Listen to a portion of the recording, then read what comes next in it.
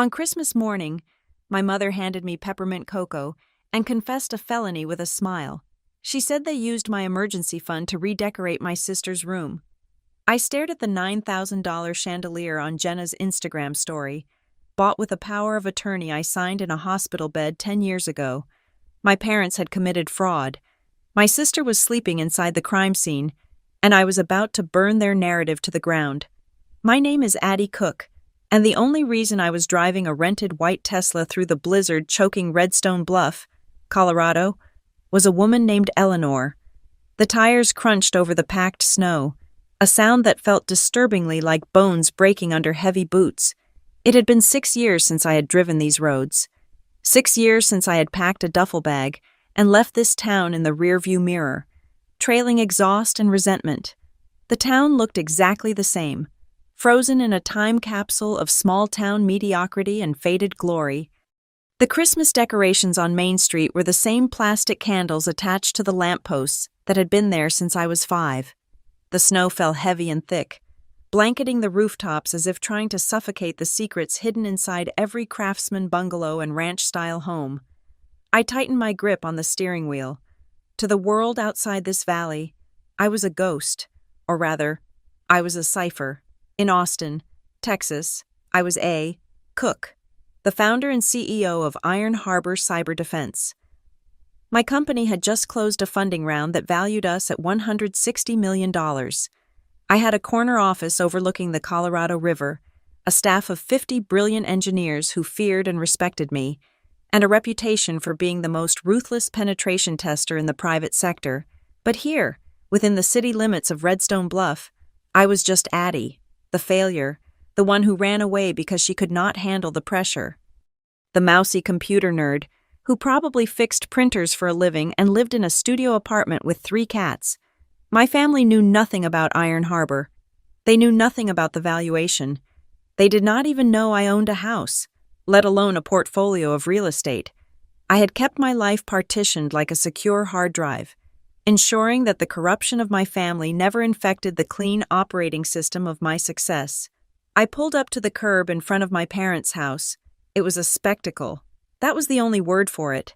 While the neighbors had tasteful wreaths or simple strings of white lights, Richard and Laura Cook had turned their lawn into a carnival. An inflatable Santa the size of a minivan waved maniacally in the wind. Multicolored lights draped every bush, every tree, every gutter, flashing in a seizure-inducing rhythm. It was loud. It was desperate. It screamed, "Look at us. We are happy. We are prosperous. We are perfect." I sat in the car for a moment, the heat blasting against my freezing hands. On the passenger seat sat a small, velvet-wrapped box, a vintage brooch for Grandma Eleanor. She was the anchor. She was the only reason I had accepted the invitation. Every year I sent an excuse. This year, her handwriting on the card had been shaky, a tremor in the ink that terrified me more than any boardroom confrontation. I grabbed the box, took a deep breath of the recycled air, and stepped out into the cold. The wind bit at my cheeks, instantly numbing the skin. I walked up the driveway, my boots heavy. I could hear the noise from inside before I even touched the handle. Laughter, clinking glass, the low hum of a family performing happiness. I opened the door and stepped into the warmth. The silence was immediate. It rippled outward from the foyer, silencing the living room, then the dining area. It took exactly half a second for 20 heads to turn. My aunts, uncles, cousins, and neighbors froze. I saw Aunt Linda's eyes dart from my face to my boots, assessing the cost, looking for holes, looking for signs of struggle. I saw Uncle Bob pause with a beer halfway to his mouth. They looked at me like I was a zoo animal that had escaped and inexplicably returned to its cage. Then, the performance resumed. The volume dial turned back up, but the frequency had changed. The chatter was forced now. I could feel their eyes on my back, their whispers itching at my skin. They were dissecting me. Poor Addie finally came crawling back. I wonder if she needs money. I wonder if she lost that little computer job. I kept my face neutral. This was a mask I wore well. I hung my coat, revealing a simple black jumpsuit. No logos, no flash, just high-quality fabric that cost more than my father's car payments. though they would never know that. I scanned the room for Grandma Eleanor, but before I could find her silver hair, a hand clamped onto my arm. It was my mother, Laura. She smelled of peppermint and aggressive perfume. Her smile was tight, the kind that didn't reach her eyes. Her hair was perfectly coiffed, stiff with hairspray, and she wore a red sweater with a sequined reindeer that looked manic. "Addie," she said. Her voice pitched high for the audience. "You made it. We were betting you would turn around at the exit." "Hello, Mom," I said. She didn't hug me. She just kept her grip on my arm, her fingernails digging in slightly. "Come into the kitchen," she said, her tone dropping an octave, losing the performance quality. "I need to talk to you before you get settled." I let her lead me. The kitchen was chaos, filled with trays of half-eaten appetizers and empty wine bottles. She cornered me near the sink, away from the prying ears of the party. She looked nervous. That was my first red flag. Laura Cook did not get nervous. She got manipulative. She picked up a towel and started wiping a clean counter, a nervous tic she had had since I was a child. "I wanted to catch you before you went upstairs," she said, not meeting my eyes. "Before you see Jenna's room," I frowned. Jenna's room. Jenna was 26 years old. Why was I looking at her room? "We did some remodeling," Laura said, scrubbing a spot on the granite that did not exist. "A Christmas surprise for her. She's been working so hard on her influencer career. You know, she needed a space that reflected her brand, a space that looked professional." I crossed my arms. "Okay," I said. "Good for her." I was already bored. I wanted to find Grandma, give her the brooch, tolerate the turkey, and drive back to the airport. But Laura was not finished. She stopped wiping the counter and looked up at me. Her eyes were wide, pleading, wet with a manufactured vulnerability I knew too well. It was expensive. "Addie, materials are so high right now, and the contractors, well, you know how it is." I said nothing. I waited. In negotiations, the first person to speak loses. "We were a little short," she said, her voice a whisper. "Just a cash flow issue. Your father has some commissions coming in next month, but we wanted it done for Christmas. So, we had to make a decision, an executive decision for the family." My stomach tightened. A cold knot formed in my gut, colder than the wind outside. "What did you do?" "Mom." She reached out and touched my hand. Her skin was hot. "We used your emergency fund." "Honey," the world stopped. The noise of the party faded into a dull roar, like static on a dead channel. I stared at her. My brain refused to process the sentence. It sounded like a foreign language. My emergency fund. The account at Redstone Bluff Community Bank. The account I had opened when I was 22. The account had $40,000 in it. It was money I had bled for. It was money I had saved while working double shifts at a diner and fixing laptops in a basement lab during college. It was the money that was supposed to be my shield. Even after I became wealthy, I kept that account. I kept it feeding at $500 a month. A superstitious ritual. It was my reminder of where I came from. It was my safety net in case Iron Harbor burned to the ground. It was $40,000 of pure survival instinct. "You what I whispered." Laura smiled. A beatific, forgiving smile. "We used it to redecorate. But look, honey, don't be dramatic. We did not steal it." I pulled my hand away as if she had burned me.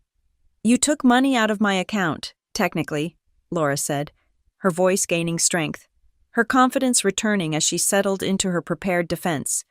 "It is not just your account. It is a joint account. Remember, we opened it with you. Our names are on the paperwork." I remembered. I remembered lying in a hospital bed 10 years ago, groggy from anesthesia after an emergency appendectomy. My mother shoving papers in my face, telling me I needed to sign a power of attorney and add them to my accounts just in case I slipped into a coma. I had been scared. I had been 24. I had signed. "I never took you off." I said, my voice trembling. "I forgot. But that money, that was my deposits. You know that. You know I put every cent in there. And family shares." "Addie," she snapped. her face hardening. The mask slipped completely. Jenna is here. Jenna is trying to build a life here. You are off in Texas doing God knows what, probably making enough to get by. But you are not part of this household economy. We needed the liquidity. It is an investment in the child who is actually close to home. She said it with such righteousness, as if she had done me a favor by liberating me of my savings. $40,000. I said, "You spent $40,000 on a bedroom." She waved her hand dismissively. "It wasn't all of it. Well, most of it. Decorators are pricey. But the point is, the room is gorgeous. You should be happy. You contributed to your sister's happiness. That is what Christmas is about." I felt a scream building in my chest. It was a primal thing, a decade of suppression clawing its way up my throat. I wanted to grab the bottle of wine on the counter and smash it. I wanted to scream that I was a CEO, that I could buy this entire neighborhood, that $40,000 was not the point was the violation. The point was that they saw me as a resource to be harvested for Jenna. But I didn't scream. Iron Harbor Cyber Defense did not become a market leader because I screamed during crises. We succeeded because when we were breached, we went quiet. We assessed the damage. We gathered forensics. We tracked the intruder. And then we destroyed them. I took a breath. I forced my heart rate to slow. I unlocked the mental partition where I kept A. Cook, the CEO. I shut down Addie the daughter. "Okay," I said. My voice was flat, dead calm. Laura blinked. She had expected tears. She had expected a fight she could win by calling me selfish. She did not know what to do with calm. "Okay," she repeated. "I want to see it." I said. She brightened, relief washing over her. "Oh, you will love it. It is right out of a magazine. Go on up. Jenna is in there showing her friends." I turned and walked out of the kitchen. I moved through the living room, ignoring my aunt who tried to ask me if I was still single. I walked past my father, Richard, who was holding court with a glass of scotch, telling a lie about his real estate sales figures. I walked up the stairs. Every step was a calculation. Step 1, verify the breach. Step 2, document the damage. The hallway carpet was worn, but the door to Jenna's room was freshly painted a stark, crisp white. I could hear giggling from inside. I pushed the door open. For a moment, I thought I had walked into a different house. The rest of our home was stuck in the 90s. All beige carpet and oak cabinets. This room was an assault of modern aestheticism. The walls were painted a soft, expensive blush pink. The floor was covered in a white faux fur rug that looked like it cost more than my first car. There was a vanity table with a Hollywood mirror, lit by perfectly balanced LED bulbs. A king-sized bed with a velvet tufted headboard dominated the space, piled high with silk pillows, and hanging from the center of the ceiling, swaying slightly in the draft from the window, was the chandelier. It was a monstrosity of crystal and gold. It looked heavy. It looked dangerous. It looked like something that belonged in a hotel lobby, not a suburban bedroom in Colorado. I looked at it, and I saw my late nights. I saw the shifts at the diner where my feet bled. I saw the weekends I spent coding until my eyes burned, eating instant noodles because I wanted to save $500 that month. That was not a light fixture. It was my melted-down life, hung up to illuminate my sister's vanity. Jenna was sitting on the bed, holding her phone up, recording a video. She looked up as I entered. She didn't look guilty. She looked annoyed that I had interrupted her take. "Oh, hey, Addie," she said, lowering the phone. "Mom said you were here. What do you think? It's giving luxury." Right, I didn't answer. My eyes drifted to the wall above her bed. There was a gallery wall of framed photos of Jenna. Jenna in a bikini in Mexico. Jenna in her cheerleading uniform. And right in the center, a massive, framed print of an Instagram post. I stepped closer. I needed to read it. It was a photo of this very room, taken from a low angle to emphasize the chandelier. Jenna was posing on the bed, laughing candidly, holding a mug of cocoa. The caption read, "When your parents know you deserve a room that screams, main character, so grateful for a family that invests in my dreams. Blessed interior, design favorite, child."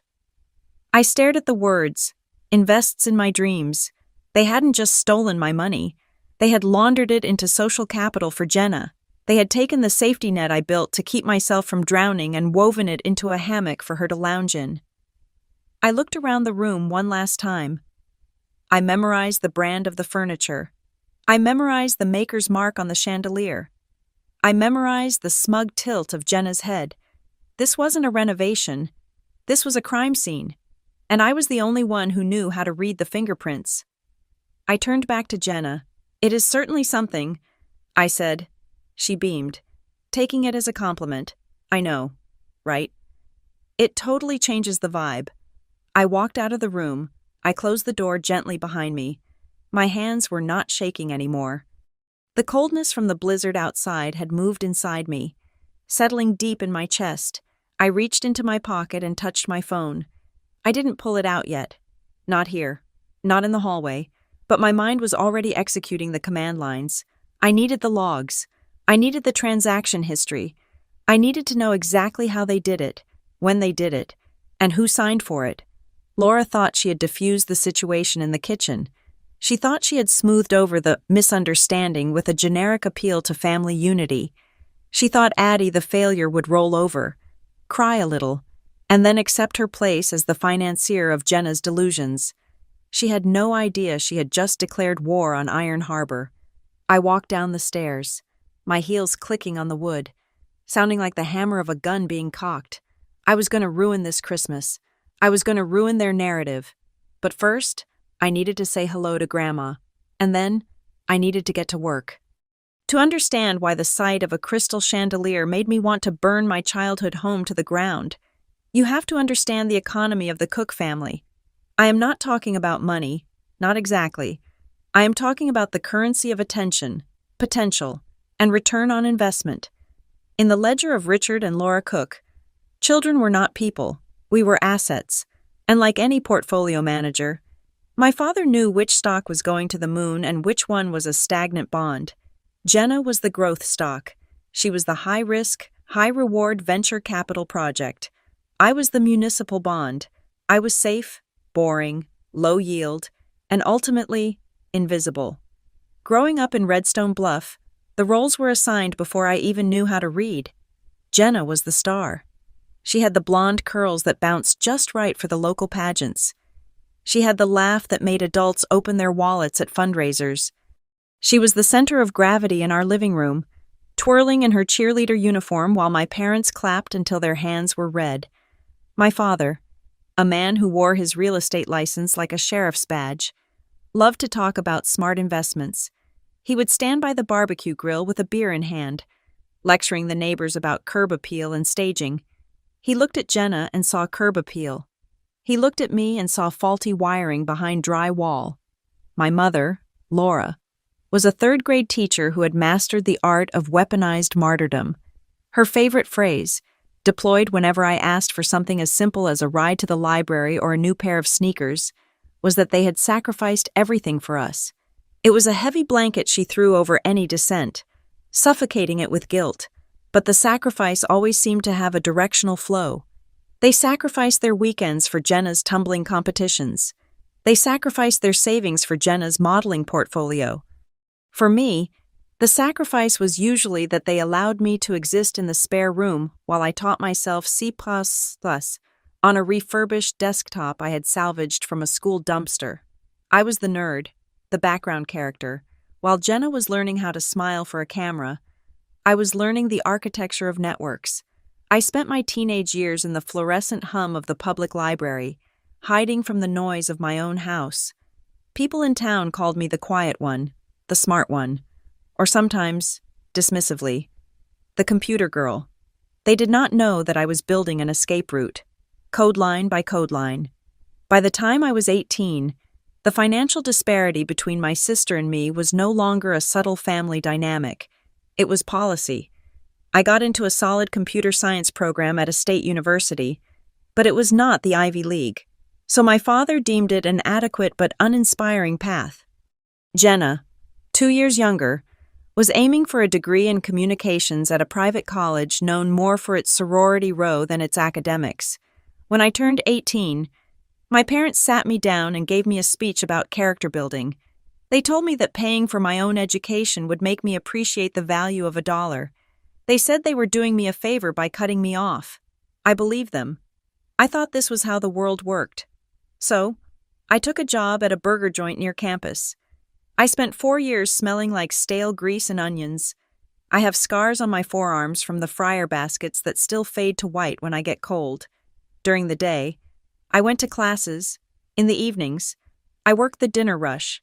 At night, I worked as a teaching assistant in the computer lab, debugging code for freshmen until my eyes watered. I paid my tuition. I paid my rent. I paid for my textbooks. I did not ask for a dime. 2 years later, when Jenna graduated high school, the speech about character building was noticeably absent. Instead, there was a celebration of her potential. Richard and Laura took out a loan to buy her a brand new Jeep Wrangler because, as my mother put it, a young woman needed a safe vehicle to navigate the world. They co-signed her student loans. They paid for her sorority dues because networking was crucial for her future career in media. When I pointed out the difference during a Thanksgiving break, my father just swirled his scotch and told me that Jenna needed more help because her path was more competitive. He said my field was lucrative enough that I could handle the debt. It was an investment strategy. You pour resources into the asset that needs the most propping up to perform. I swallowed the bitterness. I kept working. I kept coding. I told myself that my independence was a badge of honor, not a consolation prize. But the true origin of the emergency fund, the $40,000 that was currently hanging from Jenna's ceiling, happened when I was 24. I was a year out of college, working a junior developer job that paid barely enough to cover my student loan payments and rent on a studio apartment that smelled of mildew. I woke up one Tuesday morning with a pain in my side that felt like someone had shoved a hot poker into my abdomen. I drove myself to the emergency room, doubled over and sweating. My appendix was on the verge of rupturing. My parents arrived just as they were prepping me for surgery. I was on a gurney, hooked up to an IV, drifting in and out of consciousness from the pain medication. My mother was there, stroking my hair, her face a mask of concern, but in her other hand, she held a clipboard. "Addie, honey," she said, her voice soft and terrifyingly sweet. "The doctors are worried.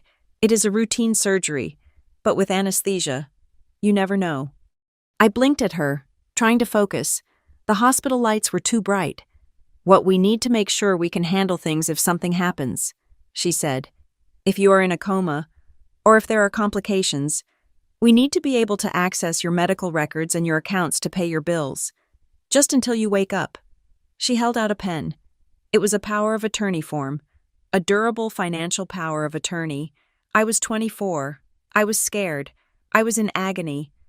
I looked at my father, standing by the door, looking impatient.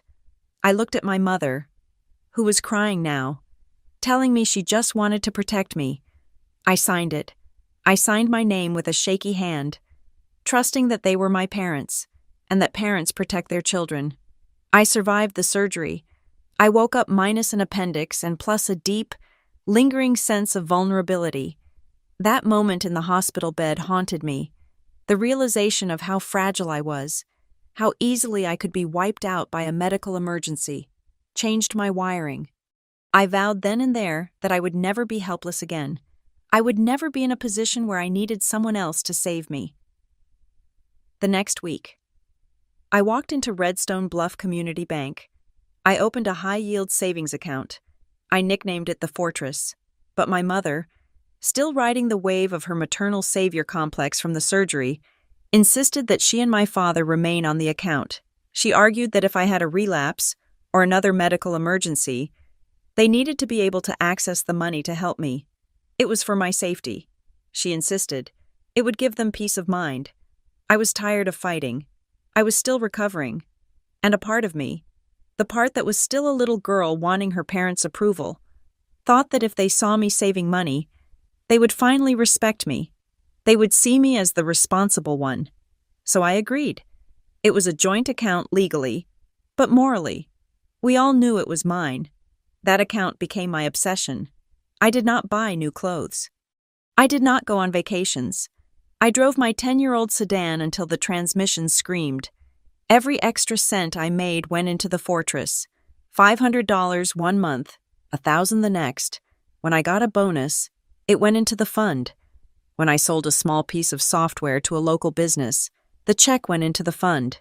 It was not just money to me, it was a physical manifestation of my survival instinct.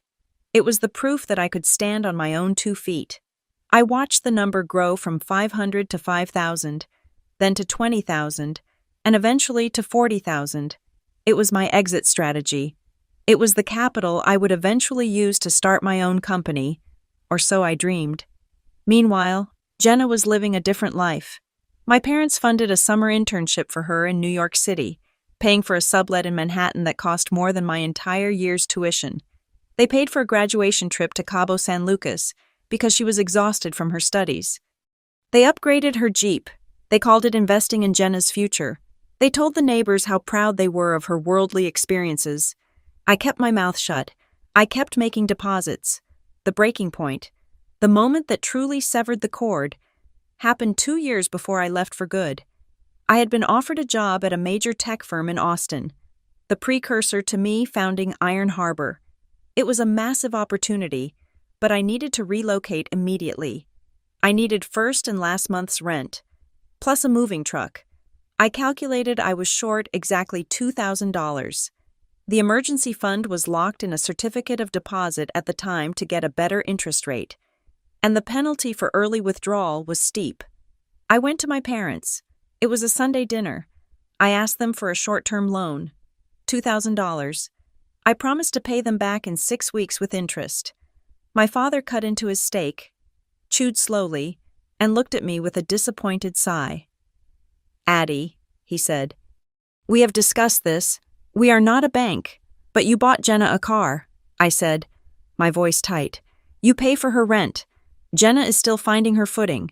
My mother interjected, pouring gravy over her potatoes. "You have a job. You are the capable one. If we bail you out now, you will never learn how to manage your own cash flow. You need to learn independence." I stared at them. I looked at the new curtains they had bought for the dining room. I looked at the brochure for a cruise they were planning on the counter. Independence. They were using my own strength as a weapon against me, because I could survive. They decided I did not deserve help, because Jenna was helpless. She deserved everything. I did not argue. I did not scream. I stood up, left my half-eaten dinner on the table, and walked out. I took a predatory payday loan with an exorbitant interest rate to move to Austin. I paid it off in 2 months, eating nothing but rice and beans. That hunger tasted like freedom. That was the day Addie the daughter died. And Cook the CEO was born. When I started Iron Harbor Cyber Defense, I did not tell them. When we landed our first government contract, I did not call home.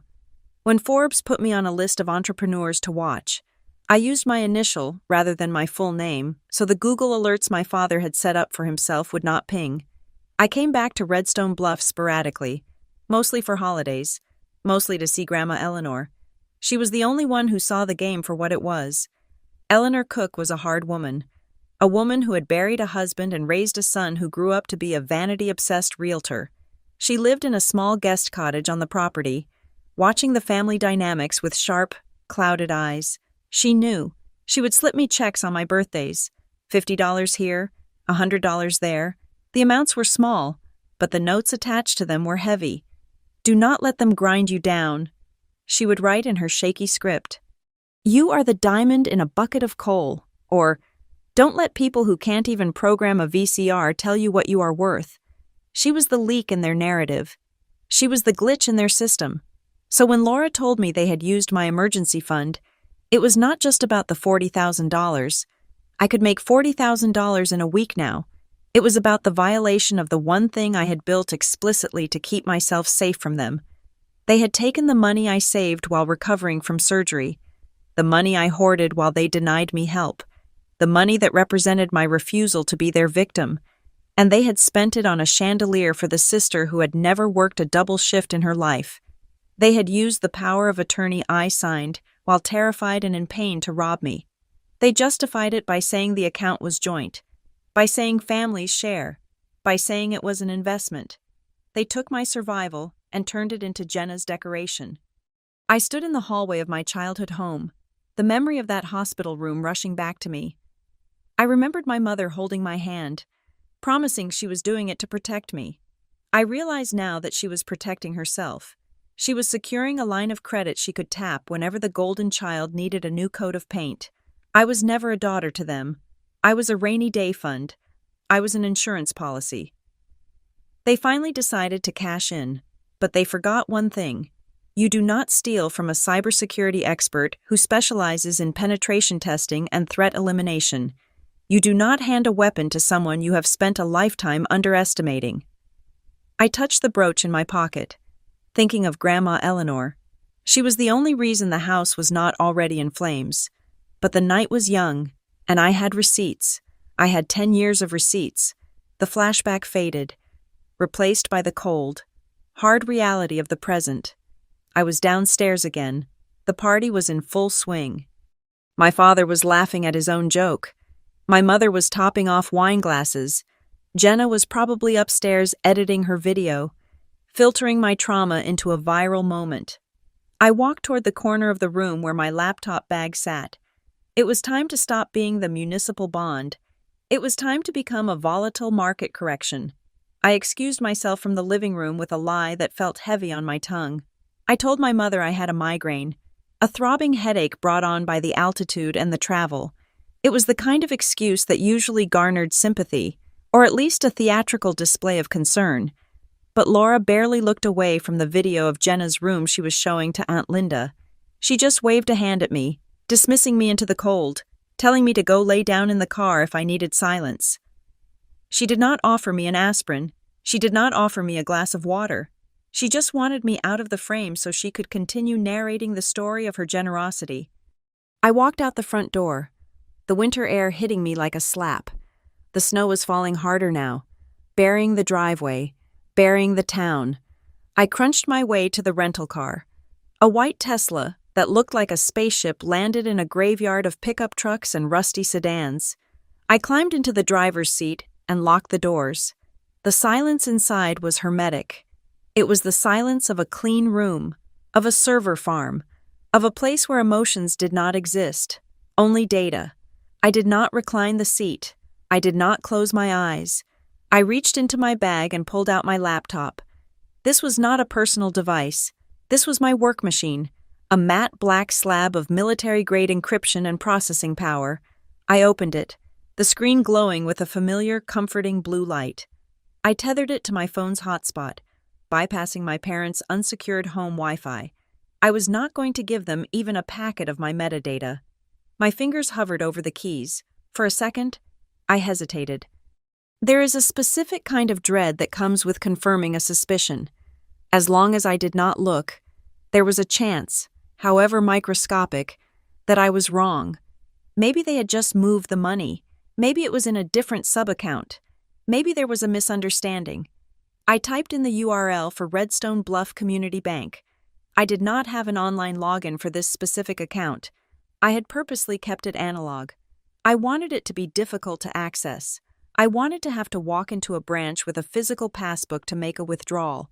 That was the security feature. It was air-gapped by bureaucracy, or so I thought. I navigated to the login page. On a hunch, I typed in my old username, the one I used for everything in high school. I typed in the password my mother used for her Netflix, her email, and everything else a combination of her wedding anniversary and Jenna's name. It didn't work. I tried the password reset function. I entered my social security number. I entered the account number from memory. The system prompted me. A verification code has been sent to the email on file Laura Cook teacher. My blood ran cold. The email on file was not mine. It was my mother's. I sat back, the leather of the seat creaking. They had set up online banking for my account. They had registered it to themselves. I knew the password to that email account. I had set it up for her 10 years ago. I opened a new tab. I logged into her email. I found the verification code. I went back to the bank tab. I entered the code. I created a new password. I pressed enter. The dashboard loaded. The little spinning wheel turned for a second, mocking me, before revealing the summary. Account name Emergency Fund. A.C. Available balance. $0.00. I stared at the number. It looked so harmless. Just a zero, a circle, a void.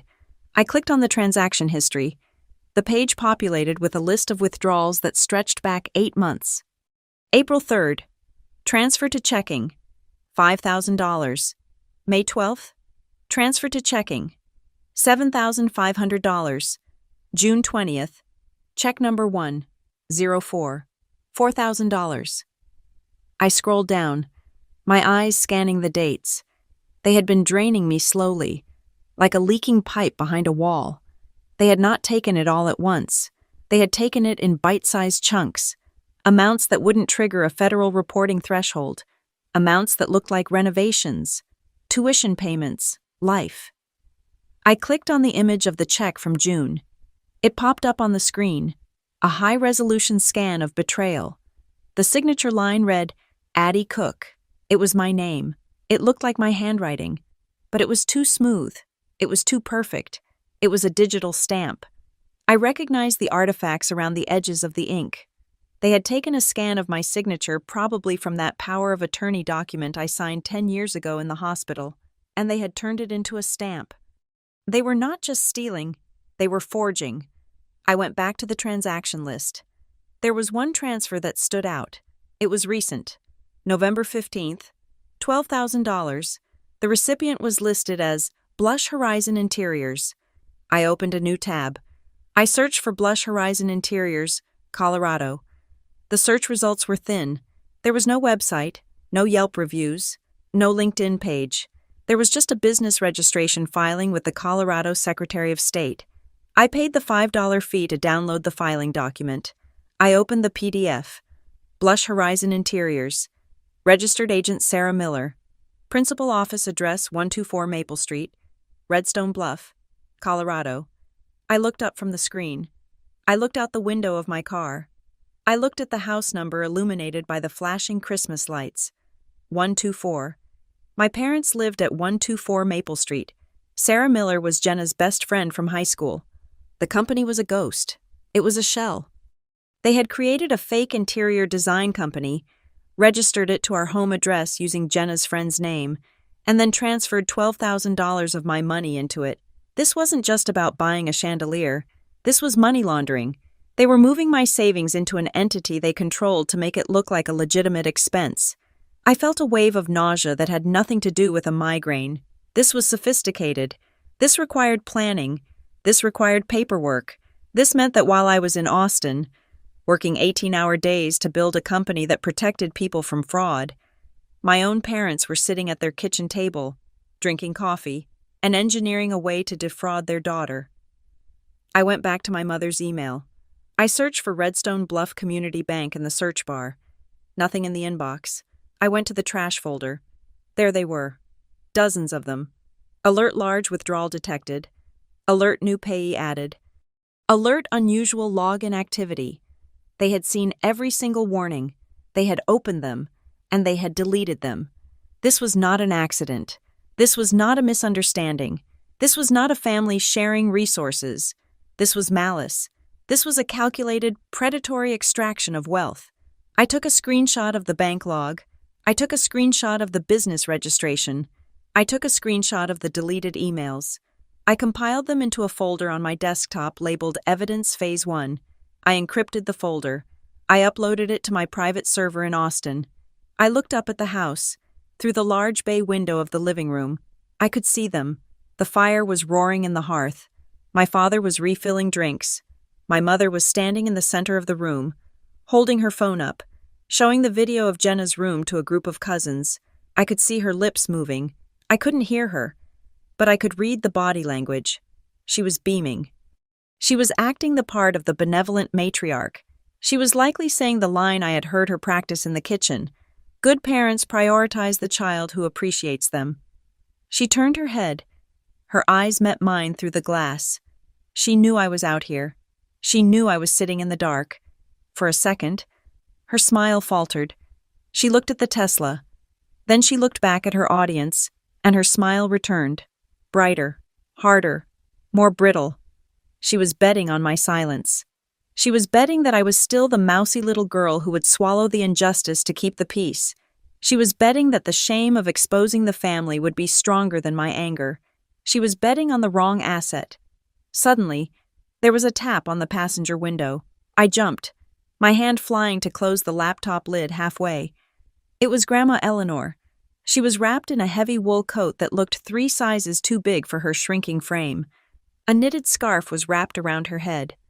She looked like a spy from a Cold War movie. I unlocked the door.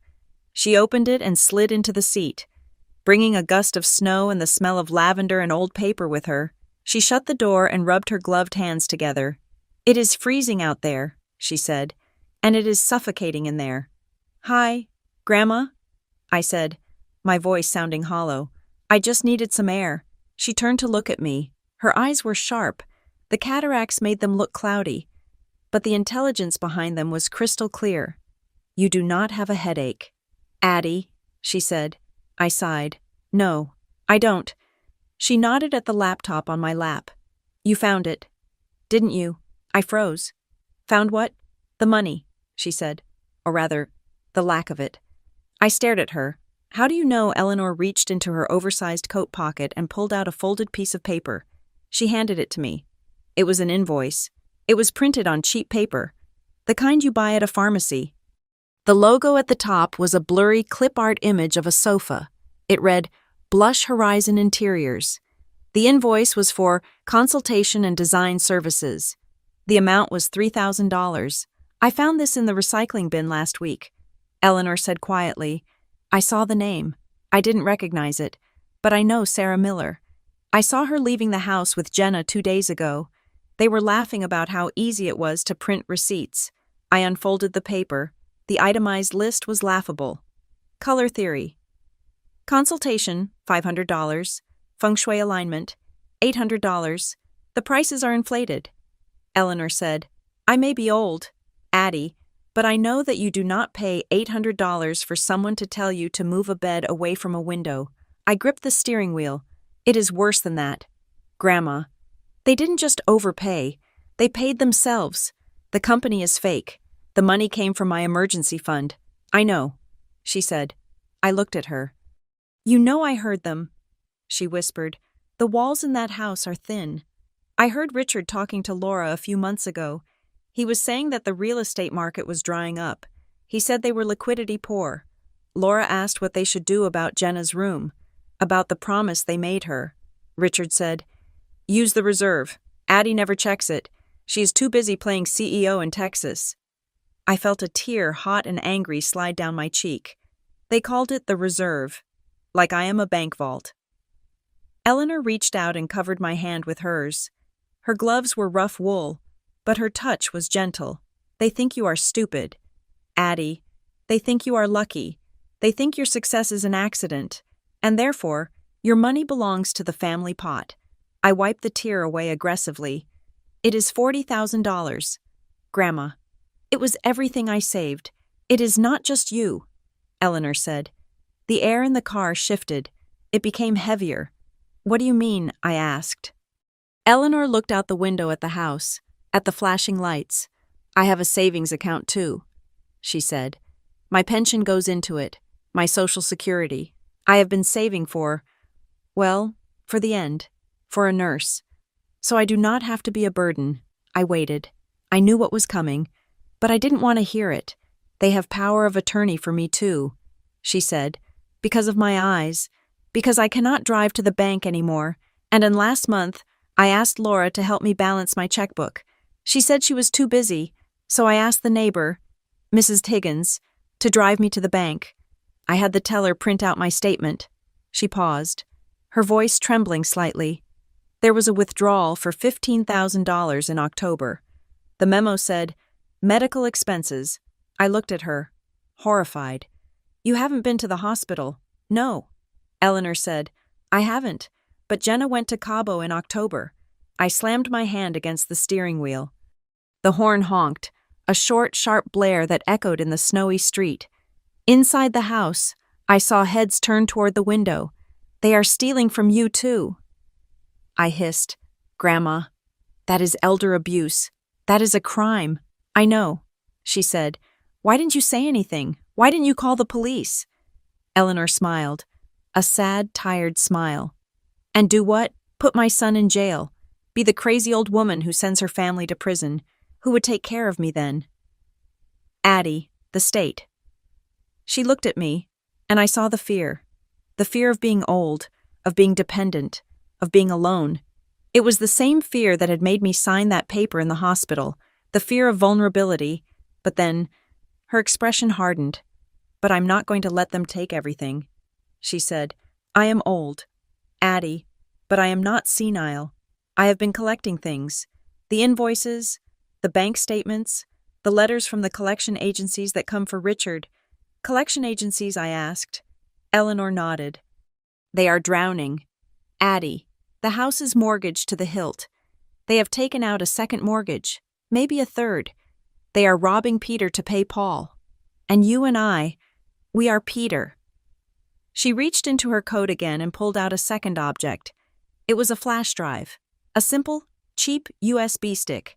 I started copying files from Richard's computer when he leaves it unlocked. She said, I don't know what all of it means. It is just numbers, spreadsheets. But I thought you might know. I looked at the flash drive in her hand. It was like looking at a weapon. My grandmother, the woman who knitted scarves and baked cookies, had been conducting a covert operation inside the house for months. You are amazing, I whispered. She pressed the drive into my hand.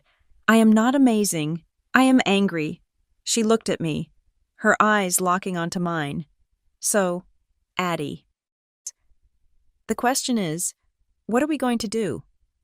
Are we going to go back in there, eat the turkey, smile, and pretend that we are happy to be the fuel for their fire? Or are we going to do something else? I looked at the flash drive. I looked at the laptop. I looked at the evidence folder. I thought about the investigation. If I pursued this, if I really pulled this thread, the whole sweater was going to unravel. It wouldn't just be a repayment. It would be criminal charges. It would be the end of my father's career. It would be the end of the family reputation. It would expose the rot that had been festering in that house for 30 years. I looked at the house again. I saw Jenna in the window, laughing, spinning under the chandelier that I paid for. I don't want to just get my money back, I said, my voice low and dangerous. Eleanor raised an eyebrow. I want to roast them, I said. Eleanor smiled. It was not a nice smile. It was the smile of a woman who had been underestimated for too long. Well then, she said, you better plug that drive in. We have work to do before dessert. I plugged the USB drive into the side of my laptop. The computer chimed. I opened the drive. It was full of Excel files, PDFs, and scanned letters. I cracked my knuckles. The headache was gone. In its place was a cold, hard clarity. I opened the first file, and I began to dig. The moment the wheels of the plane touched the tarmac in Austin, I felt the suffocating weight of Redstone Bluff begin to lift, replaced by the cold, sharp clarity of my real life. I did not go to my apartment. I did not go home to unpack. I walked out of the terminal, got into my car, and drove straight to the headquarters of Iron Harbor Cyber Defense. I called Ethan Cole from the highway. Ethan was my chief operating officer, but that title was a woefully inadequate description of who he was to me. We had built Iron Harbor back-to-back in a garage that smelled of stale coffee and overheating servers. He knew where the bodies were buried because he had helped me dig the graves for the hackers who tried to take us down in the early days. More importantly, he knew about the cooks. He was the one who had picked me up from the airport 6 years ago when I returned from that disastrous Thanksgiving. Shaking and swearing I would never go back. I need you at the office. I said the moment he picked up, it is December 26th. Addie, he said, his voice rough with sleep. We are closed. I know. I am 10 minutes away. Meet me in the war room. Bring Amelia. There was a pause. Ethan did not ask why. He did not ask if it could wait until Monday. He heard the frequency in my voice, the same tone I used when we detected a 0-day exploit in a client's mainframe. See you in 15, he said. 20 minutes later, I was standing in the glass-walled conference room we called the War Room. The lights of Austin twinkled below us, a sprawling grid of ambition and technology. But my focus was entirely on the 80-inch monitor on the wall. Ethan sat at the head of the table, wearing a hoodie and jeans, looking every bit the ex-hacker he was. Next to him sat Amelia Rhodes, our company's general counsel. Amelia was the opposite of Ethan. She was sharp, tailored, and terrifying. She had cut her teeth prosecuting financial fraud for the district attorney before I poached her. She looked at the screen, her eyes narrowing behind her glasses. I had projected the bank logs, the IP addresses, and the digital signature analysis I had compiled in the car. "Walk us through it," Amelia said, her pen poised over a yellow legal pad. I pointed to the screen. The victim is an account holder at Redstone Bluff Community Bank. The account was dormant for years, receiving only regular inbound deposits. 8 months ago, online access was activated. The activation IP address resolves to a residential connection in Redstone Bluff. I clicked to the next slide. Since activation, there have been systematic withdrawals totaling $40,000. The funds were transferred to a mix of personal checking accounts and a shell company registered as Blush Horizon Interiors. The withdrawals were authorized using a digital signature. I zoomed in on the signature. "It is a stamp," I said. "It is a high-resolution scan of a wet signature, applied digitally." Ethan leaned forward, studying the pixelation. "It is clumsy work. They didn't even bother to vary the angle or the pressure.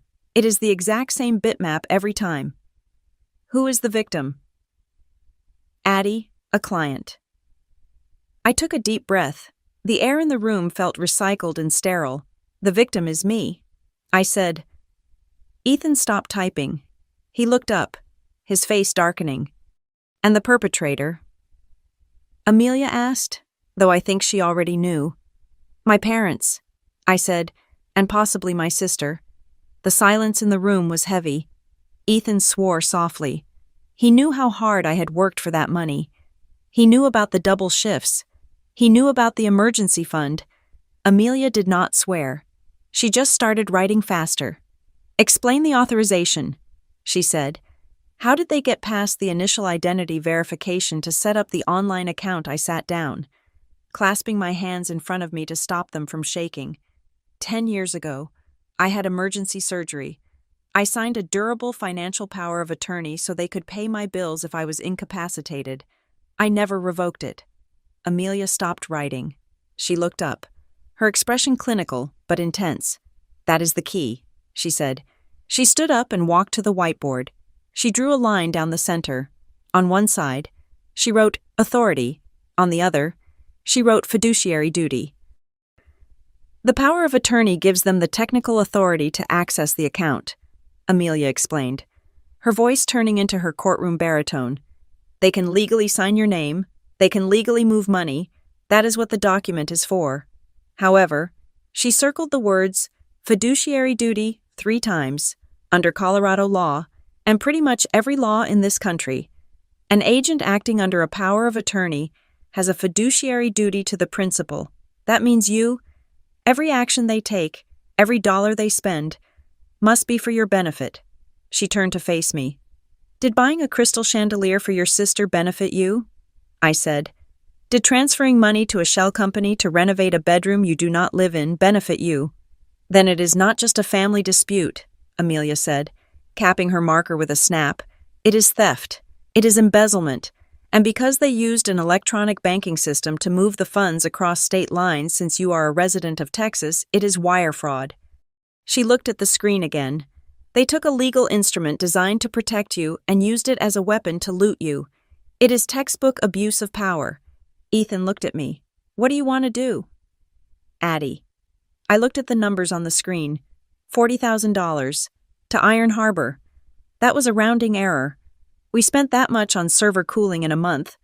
But to 22-year-old Addie, that money was blood. It was the nights I walked home because I couldn't afford the bus. It was the days I ate nothing but instant noodles so I could deposit $50. It was the fear of being poor, the fear of being like them, distilled into a number. I want it back. I said, all of it, and I want them to know that they can never touch me again. Then we call the bank. Ethan said, we do not call customer service. We call security. I hesitated. The old programming kicked in. The voice of my mother saying family solves things privately. The fear of being the bad daughter who caused a scene. I can't just call and say arrest my parents. I said, you are not. Amelia corrected.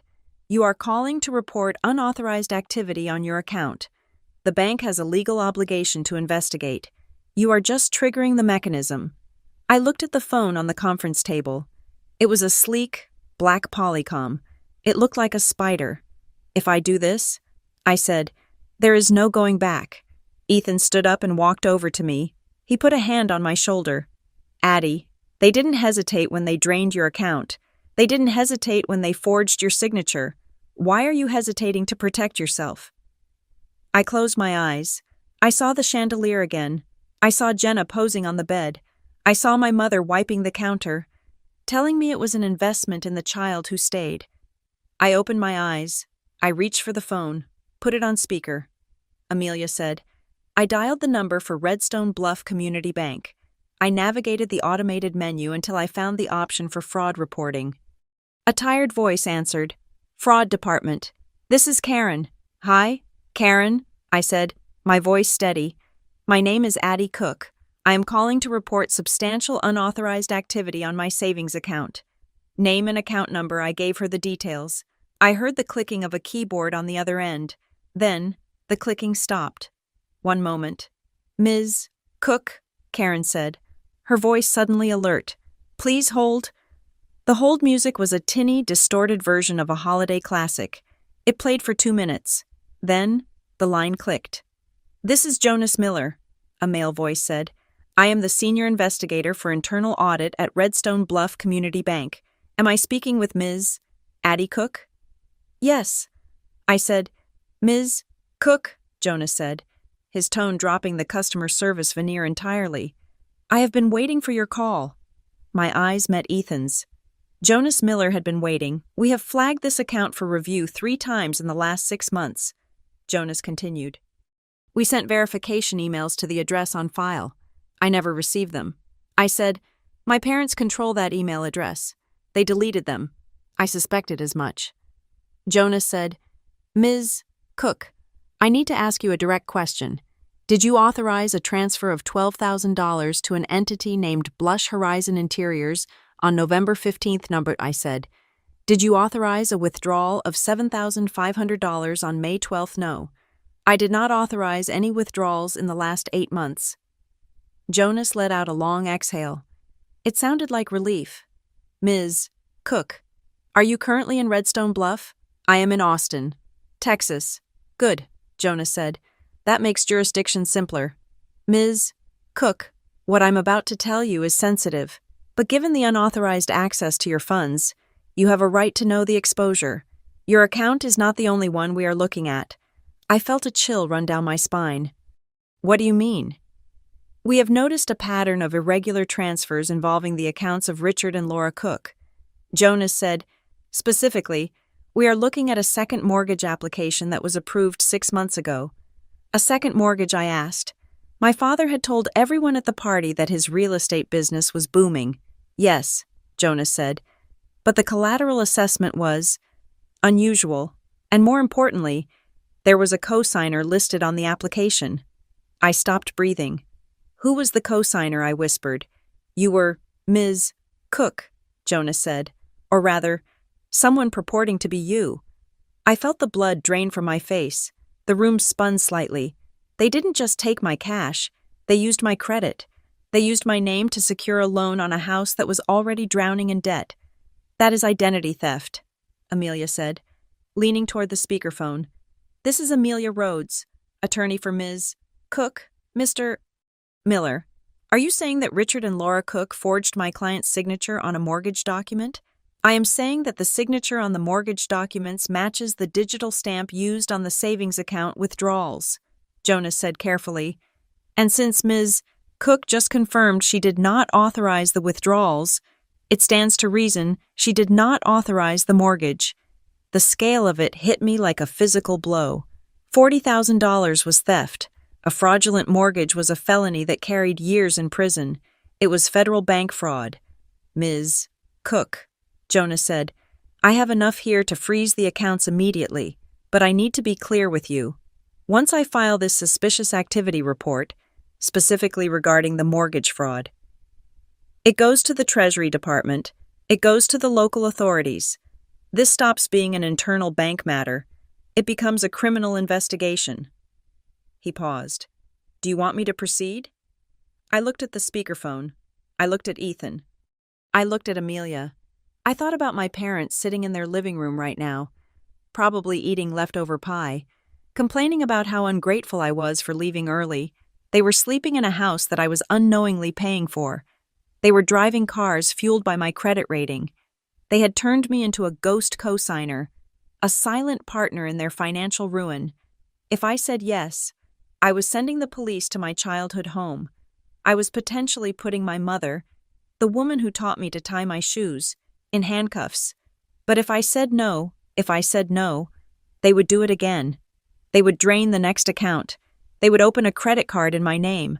They would wait until Grandma Eleanor died and loot her estate before the body was cold. They would never stop because they did not see me as a person. They saw me as a resource. I felt a wave of nausea. I was the daughter who was about to destroy her family. Ethan saw the conflict in my eyes. He leaned in close. Addie, he said softly, we are always taught that breaking the silence is a betrayal. We are taught that you protect family no matter what. He looked at the phone, then back at me. But sometimes, silence isn't protection. Sometimes, silence is complicity. If you don't stop them, you are helping them rob the next person. You are helping them rob Eleanor. I thought of Grandma Eleanor sitting in my rental car, handing me the flash drive. She had been waiting for me to be strong enough to do this. She had been waiting for me to stop being the victim. I took a deep breath. My voice was steady, colder than I felt. Proceed. Mr. Miller, I said, freeze everything and file the report. Understood. Jonas said, I will need you to sign a formal affidavit. I can email it to your counsel. Send it, Amelia said. I hung up the phone. The line went dead. The silence returned to the room, but it was different now. It was the silence after a bomb has been armed. Amelia immediately began typing on her laptop. I am going to prepare a package for the Attorney General of Colorado as well. She said, if the bank is moving, we want to be ahead of it. We want to control the narrative. We need to position you clearly as the victim whistleblower, so there is no ambiguity about your involvement in that mortgage. Ethan walked over to the sideboard and poured a glass of water. He placed it in front of me. You did the right thing, he said. I stared at the water. I don't feel like I did the right thing. I feel like I just authorized an airstrike on my own house. That is because you are decent, Ethan said, and they counted on that. They weaponized your decency. I stood up. I walked to the window and looked out at the Austin skyline. I was safe here. I was powerful here. But back in Redstone Bluff, the avalanche I had just started was gathering speed. I need to call Grandma. I said, I need to tell her to get her money out before the freeze hits. Amelia looked up. Be careful. Addie, if you tip off the targets. Eleanor is not a target, I said, my voice sharp. She is the only other victim, and she is my partner on this. I pulled out my cell phone. I dialed the number for the landline in Eleanor's guest cottage. It rang 4 times. Hello? Her voice was frail, breathless. Grandma, it is Addie. Addie, she whispered. They are arguing in the main house. Richard is shouting at the computer. He says he cannot log into the bank. It has started. I said, Grandma, listen to me. Do not go into the main house. Stay in the cottage. What did you do? She asked. She didn't sound scared. She sounded curious. I called the bank. I said, I told them everything. They know about the mortgage, too. There was a long silence on the line. Then, I heard a sound I didn't expect, a low, dry chuckle. The mortgage. Eleanor said, I knew they refinanced. But I didn't know they used you. I thought they used the house itself. They used both. I said, "Well," Eleanor said, "that explains why Laura was crying about jail time 3 months ago when the loan officer called." She paused. "Addie, are you coming back? I have to." I said, "The Attorney General is going to want to talk to me, and I need to be there when the hammer falls." "Good," Eleanor said, "because I have one more thing to show you. I found another box of papers in the attic. It goes back further than the mortgage. How far it goes back to your college fund?" Eleanor said, "The one your grandfather left you. The one they told you never existed." I gripped the phone, the anger, which I thought had peaked, found a new, deeper reservoir. "I will be there in 2 days," I said. I hung up. I turned back to the room. Ethan and Amelia were watching me. "We are not done," I said to them. "We are just getting started. Amelia, book me a flight back to Colorado." "But you just got here," Ethan said. "I know." I said, "But it turns out I have a funeral to attend." "Who's Amelia?" asked. "The myth of the good parents." I said, "We are going to bury it." I looked at the bank logs on the screen one last time, and then I shut the laptop. The digital forensics report on my father's financial life was not a spreadsheet. It was an autopsy of a moral corpse. 2 days had passed since I gave Jonas Miller the green light to freeze the accounts. I was back in the war room at Iron Harbor, the air conditioning humming a low, steady bass note beneath the silence. Amelia Rhodes sat to my left, her posture rigid, her eyes scanning the fresh batch of documents Jonas had sent over via secure encrypted channel. On the screen, the financial history of Richard and Laura Cook was being dismantled, transaction by transaction. Jonas's voice came through the speakerphone, crisp and devoid of the hesitation he had shown during our first call. He was no longer just a bank employee handling a customer complaint. He was an investigator building a federal case. "It goes back further than we thought." "Ms. Cook," Jonas said, "we started pulling the loan applications for the last 5 years. Richard has taken out 4 separate home equity lines of credit for what he listed as urgent structural repairs. I looked at the list: foundation repair, roof replacement, electrical overhaul. The house has not had a new roof in 20 years. I said, "The shingles are peeling off. I saw them when I pulled into the driveway." "Exactly," Jonas said. "We traced the disbursements. The money did not go to roofing contractors or structural engineers. It went to 3 different LLCs. All of them were incorporated within days of the loan approvals. All of them have no physical office, no employees, and no tax history. One of them was Blush Horizon Interiors. The others were similarly vague Redstone Property Solutions and Cook Consulting Group. My team here at Iron Harbor had been busy while the bank pulled the records." I signaled to Ethan, who tapped a key on his laptop. A network map appeared on the main screen, connecting the shell companies to a single digital point of origin.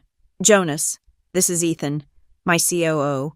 We ran a trace on the domain registrations and the management logins for these shell companies.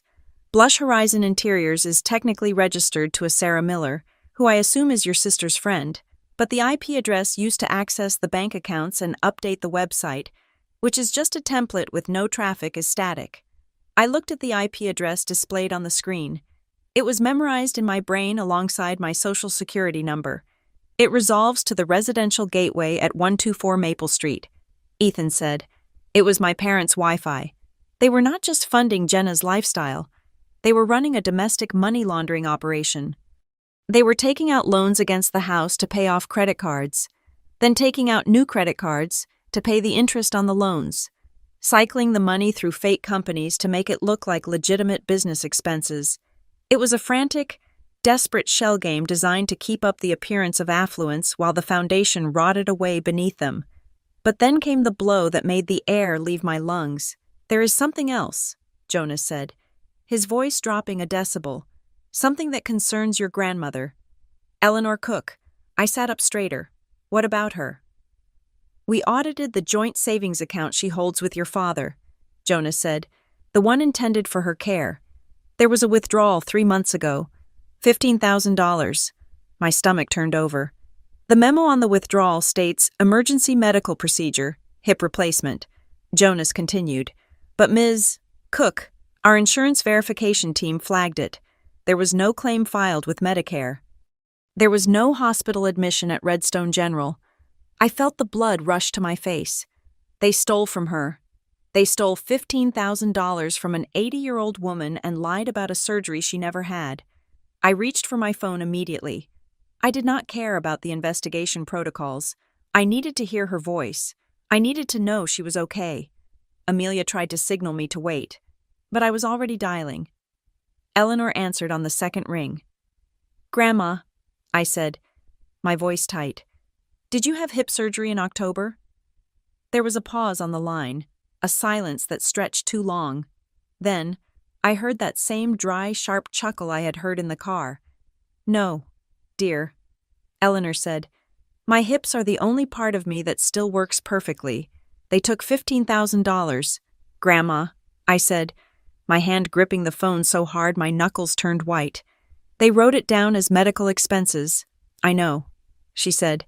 "You know," I repeated, for the second time in 3 days. "How do you know?" "Because I saw the withdrawal slip on the kitchen counter," she said calmly. "Your father left it there. He is careless when he drinks. I saw the memo. I saw the amount. Why didn't you stop them? Why didn't you tell me then?" "Addie, listen to me," she said, her voice dropping to a whisper. "If I had confronted them then, they would have cried. They would have made up a story about how they were borrowing it to save the house, and they would have guilted me into signing a retroactive permission slip. They would have gotten away with it. I stopped breathing. I let them take it." Eleanor said. "I let them take it. And I said nothing. I waited. I waited until they did it again. I waited until they did it to you, because I knew that stealing from an old woman is easy to explain away as confusion or elder care, but stealing from everyone, that is a pattern." I sat back in my chair, stunned. I had thought my grandmother was a helpless victim. I had thought she was a frail old lady being exploited by wolves. I was wrong. She was not a victim. She was a hunter sitting in a blind, waiting for the prey to walk into the trap. "Grandma," I said, my voice full of awe, "you are dangerous. I am just tired." "Addie," she said, "I am tired of watching them eat their young and their old to feed their ego." I hung up the phone and looked at Amelia and Ethan. They were staring at me. She knew.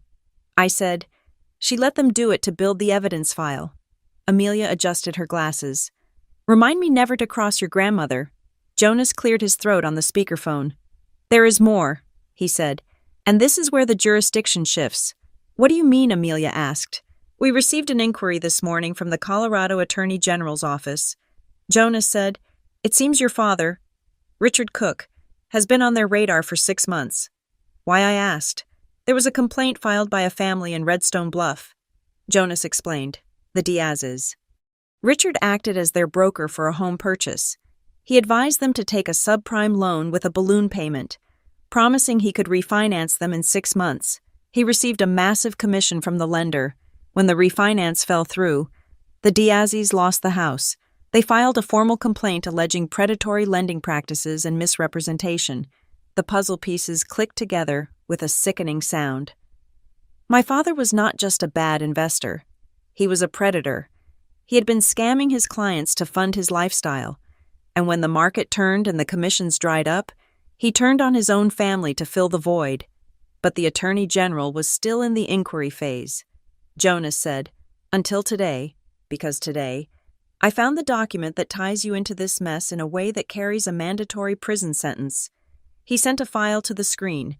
It was a PDF of a loan agreement. It was dated 4 months ago. It was a private loan from a high-interest lender, secured against future earnings. The principal amount was $50,000. The borrower was listed as Richard Cook. The co-borrower was listed as Adeline Cook. I scanned the document. My social security number was there. My current address in Austin was there. And at the bottom, next to my father's signature, was my name. But this time, it was not the digital stamp. It was a wet signature. Someone had taken a pen and physically signed my name. I leaned into the screen. The loops on the A were too round. The slant was wrong. It tilted to the left. My handwriting tilts to the right. That is not my signature. I said. I know, Amelia said. Her voice ice cold. She pointed to the screen. Look at the pressure points. The ink is heavier at the start of the letters. That is a sign of hesitation. Whoever signed this was copying a reference, moving slowly. It was forgery. But it was worse than forgery, Jonas said, because they used your social security number to secure credit without your knowledge. In the state of Colorado, and under federal law, that is aggravated identity theft. The room went silent. Aggravated identity theft. That was not a civil dispute. That was not a family argument. That was a felony with a mandatory minimum sentence of 2 years in federal prison, consecutive to any other sentence. They crossed the line. Ethan said quietly, They didn't just borrow your money, they stole your personhood. I looked at the signature. I tried to imagine my father sitting at the kitchen table, practicing my name. I tried to imagine my mother watching him, nodding, telling him it was okay because they were doing it for the family, while we were staring at the evidence of a felony. My phone buzzed. It was a notification from Instagram. Jenna had posted a new video. I clicked it. The video opened with upbeat, royalty-free pop music. Jenna was standing in the middle of her new room, wearing a pink silk robe that matched the walls. She did a twirl, the crystal chandelier sparkling above her head. Hey guys, she chirped. I have had so many questions about the Reno details. I wanted to do a full breakdown of the costs because transparency is key. I watched in horror and fascination. She started listing the prices. This chandelier. It is a custom piece, imported from Italy, $9,000, worth every penny for the lighting. The rug alpacas from Peru, $3,000. The paint. It is a custom mix from Faro and Ball, $100 a gallon. She was confessing. She was literally reading the itemized list of the stolen funds and broadcasting it to the world. She was smiling, preening, completely unaware that she was providing the forensic accountant with a perfectly narrated inventory of the crime. She tagged my parents in the caption, "Thank you to the best investors a girl could ask for. Laura Cook. Richard Realty." Ethan shook his head. "You cannot write this. If I put this in a script, people would say it is too on the nose." "She is documenting the dissipation of assets," Amelia said, noting the timestamp. "Download it, archive it. If they try to claim the money went to medical expenses or home repairs, this video proves it went to luxury goods." I felt a wave of exhaustion hit me. I looked at the forgery. I looked at the video of my sister spinning under a $9,000 light fixture. "I cannot do this," I said. "I cannot go to the police station and file a report against my parents. I cannot be the one to put the handcuffs on them." Ethan turned his chair to face me. He looked me in the eye. "You don't have to," he said. "What you are thinking about this like a daughter," Ethan said. "You are thinking that you are the plaintiff. You are not." He pointed to the speakerphone. "Jonas, under the Bank Secrecy Act and the Patriot Act regulations regarding identity theft and suspicious activity, do you have discretion here? Can you choose not to report this number?" Jonas answered immediately. "We have zero discretion. Once we identified the discrepancy in the mortgage and the clear evidence of identity theft on the private loan, we were legally mandated to file a suspicious activity report with the Financial Crimes Enforcement Network. We have already contacted the local authorities." Jonas paused, and his voice softened. "Ms. Cook, the train has left the station. You are not driving it. You are a passenger. Even if you begged me to drop this, I couldn't. The bank is the victim of fraud. The lenders are the victims of fraud. You are a witness." Amelia nodded. "Jonas is right. Addie, the decision has been taken out of your hands. The system is designed to prosecute this regardless of family dynamics. You don't have to be the executioner. You just have to tell the truth when they ask." I felt a weight lift off my chest, but it was replaced by a different kind of heaviness. The machinery of the law was grinding into motion. It was impersonal. It was unstoppable. And it was heading straight for 124 Maple Street. "They are going to lose the house," I whispered. "They already lost the house," Amelia said brutally. "They lost it when they leveraged it to the hilt to pay for a lifestyle they couldn't afford. Now, They are just losing the illusion that they still own it. My phone rang again. It was a number I didn't recognize. Area code 303, Denver. I answered it. This is Addie Cook. Ms. Cook, this is Deputy Attorney General Sarah Vance. I am calling from the Colorado Department of Law. I motioned to Amelia, who immediately started recording the call. Ms. Vance, I am here with my counsel, Amelia Rhodes. I said, "Good," Vance said. Her voice was sharp, efficient. "We have been in communication with Mr. Miller at Redstone Bluff Community Bank. We have also been reviewing the file regarding your father's real estate dealings. The intersection of these two investigations has created a significant priority for our office." I waited. "We are preparing to execute a search warrant," Vance said. "We are looking for documentation regarding the fraudulent loans, the shell companies, and the identity theft. A search warrant. My parents' house was going to be raided." "Ms. Cook," Vance continued, "we understand you are in Texas. However, given the sensitivity of the situation and the presence of your grandmother in the home, we would like to request your presence." "Why?" I asked. "Because we believe your grandmother is a material witness," Vance said, "and quite frankly, she has indicated to us that she has evidence she will only surrender if you are present." I closed my eyes. "Eleanor. She was holding the trump card. She called you?" I asked. "She did," Vance said, "about an hour ago. She told us to bring a large box." I looked at Ethan. I looked at Amelia. "I will be there," I said. "We are scheduling the execution of the warrant for the evening of the 28th. Vance said, "During the Cook family's annual Christmas open house," I gasped. The party, the biggest social event of my parents' year, the night they invited every client, every neighbor, every person they wanted to impress into their home to drink eggnog and marvel at their success. "You are going to raid them during the party?" I asked. "It is the only time we can be sure all the subjects Richard, Laura, and Jenna are in the same room," Vance said, "and it minimizes the risk of document destruction if they are distracted by guests." It was ruthless. It was tactical. It was exactly what I would have done if I were running the operation. "I will be there," I repeated. I hung up the phone. The 28th, that was 2 days away. I stood up. I picked up my bag. "Amelia, get the flight ready," I said. "Ethan, prepare a full forensic package of everything we have found. If they want a show, we are going to give them a show." I walked to the door of the war room. I looked back at the screen, at the picture of Jenna smiling under the chandelier. "Enjoy the party, Jenna," I whispered. "It is going to be the last one." The office of the Colorado Attorney General in Denver did not look like a place where families were repaired. It looked like a place where they were dissected. The fluorescent lights were too bright. The carpet was a sterile shade of government gray, and the air smelled of stale coffee and copier toner.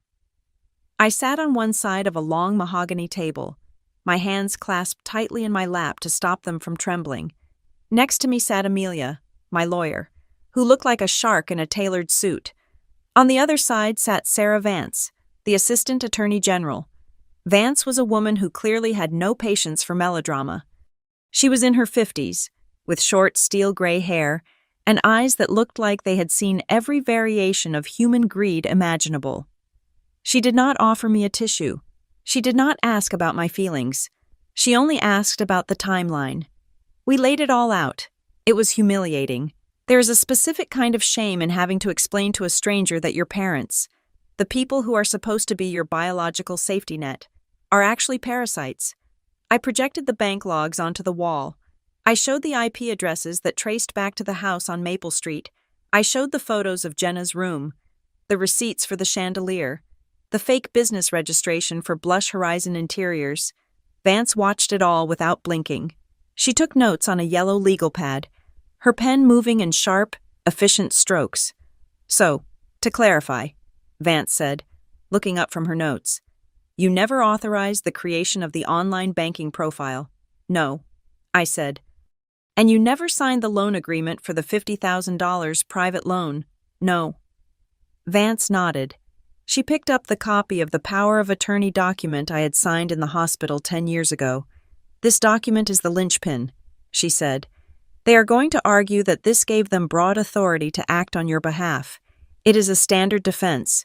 They will say they were managing your assets and that the loan was for your benefit, perhaps an investment in the family estate that you would one day inherit. Amelia leaned forward. That argument falls apart when you look at the dissipation of assets. She said, "A $9,000 chandelier is not an investment. It is a consumer luxury good. And the forgery on the loan application, the wet signature that bypasses the power of attorney entirely, that is straight fraud." Vance pursed her lips. "I agree. But juries can be sympathetic to parents. They like to believe that mother knows best." It was then that Grandma Eleanor moved. She had been sitting quietly at the end of the table, wrapped in her oversized coat, looking like a frail bird. Vance had barely acknowledged her presence, likely assuming she was just there for moral support. But Eleanor reached into her oversized tote bag and pulled out a thick, battered manila folder. She slammed it onto the table. The sound echoed in the quiet room like a gunshot. Vance looked at her, surprised. Mrs. Cook Eleanor didn't say a word. She opened the folder and slid it across the table. Vance opened it. I stretched my neck to see. It was a stack of bank statements. My grandmother's bank statements. But they were covered in red ink. "What is this?" Vance asked. "That is a ledger of theft," Eleanor said, her voice clear and sharp. I looked closer. Eleanor had circled every single withdrawal that my mother had made on her behalf. Next to each one, written in her shaky but defiant cursive, was the truth. Withdrawal. $500. Laura's excuse. Groceries for Mom. Truth. Laura got a facial at the spa. Withdrawal. $2,000. Laura's excuse. Home repairs for Mom's cottage. Truth. Jenna needed a new laptop. Withdrawal.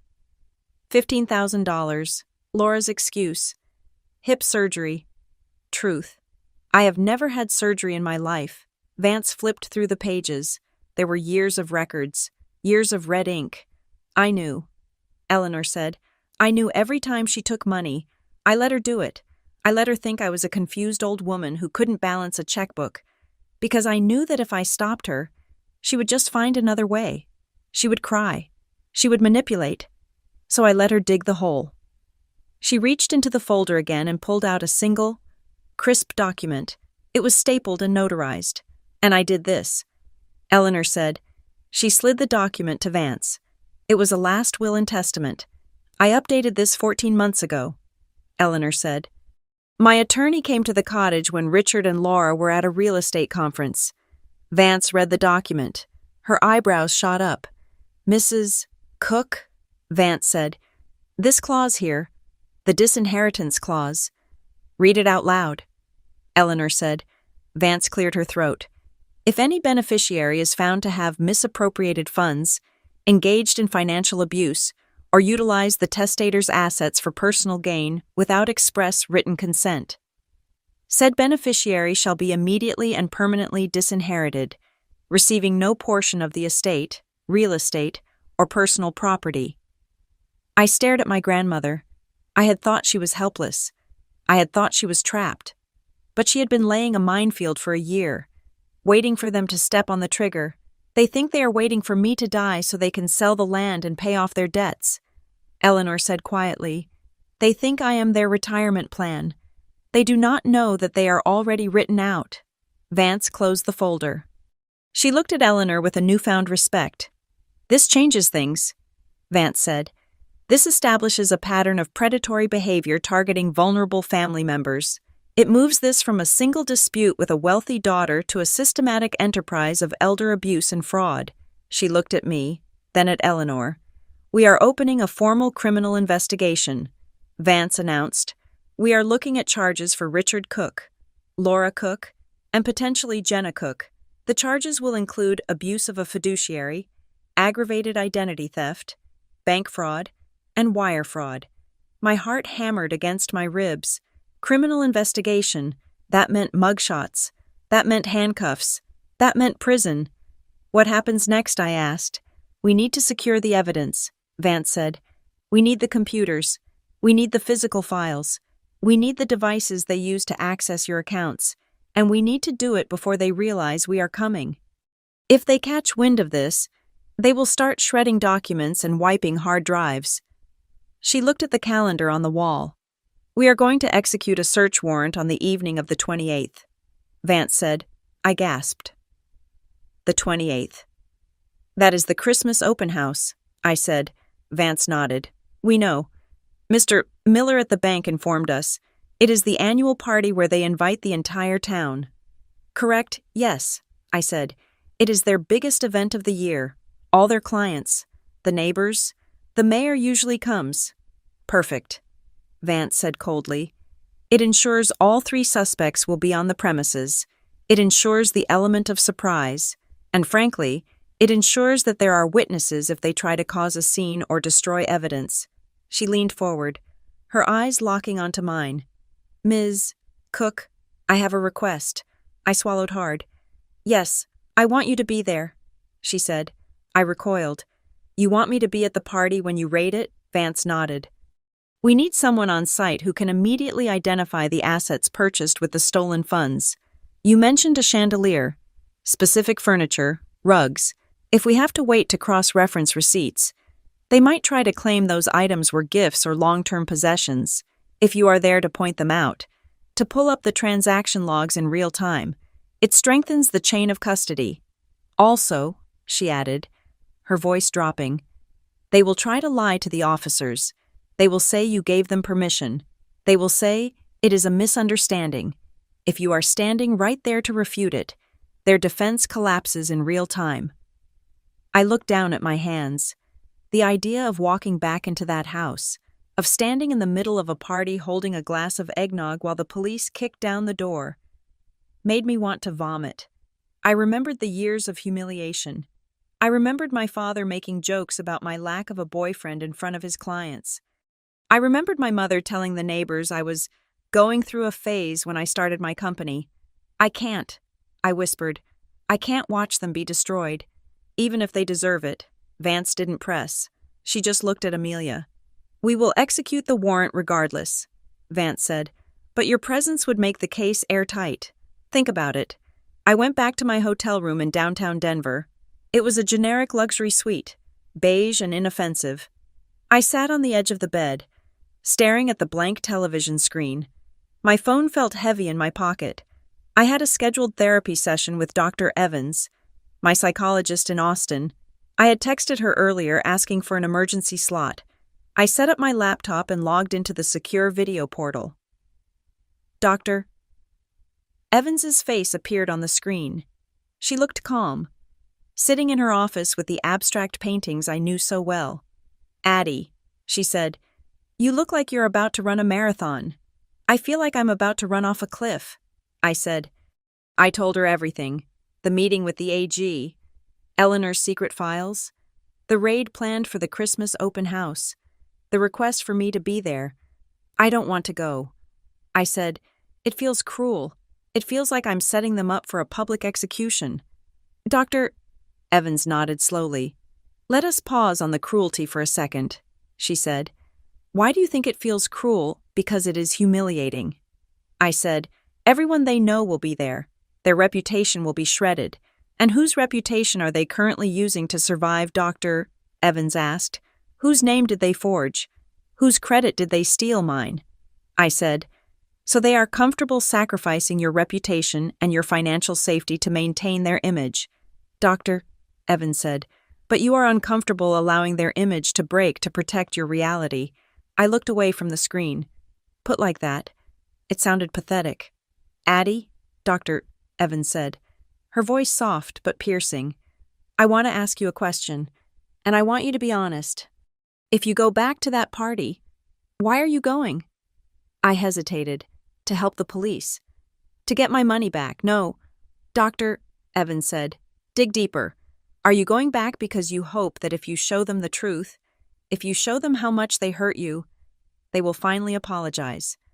Are you going back to give them one last chance to be the parents you wanted? I felt a lump form in my throat. I think part of me wants them to see me. I admitted, I want them to see that I am powerful, that I am not the little girl they can ignore, and if you go, and you stand there while they are arrested, Will that make them love you, Doctor? Evans asked. Or will it just make them hate you for exposing them? They will hate me, I whispered. They will blame me for everything. Exactly. Doctor, Evans said. So, if you go, you cannot go as a daughter seeking validation. You cannot go as a child asking for an apology. You have to go as a witness.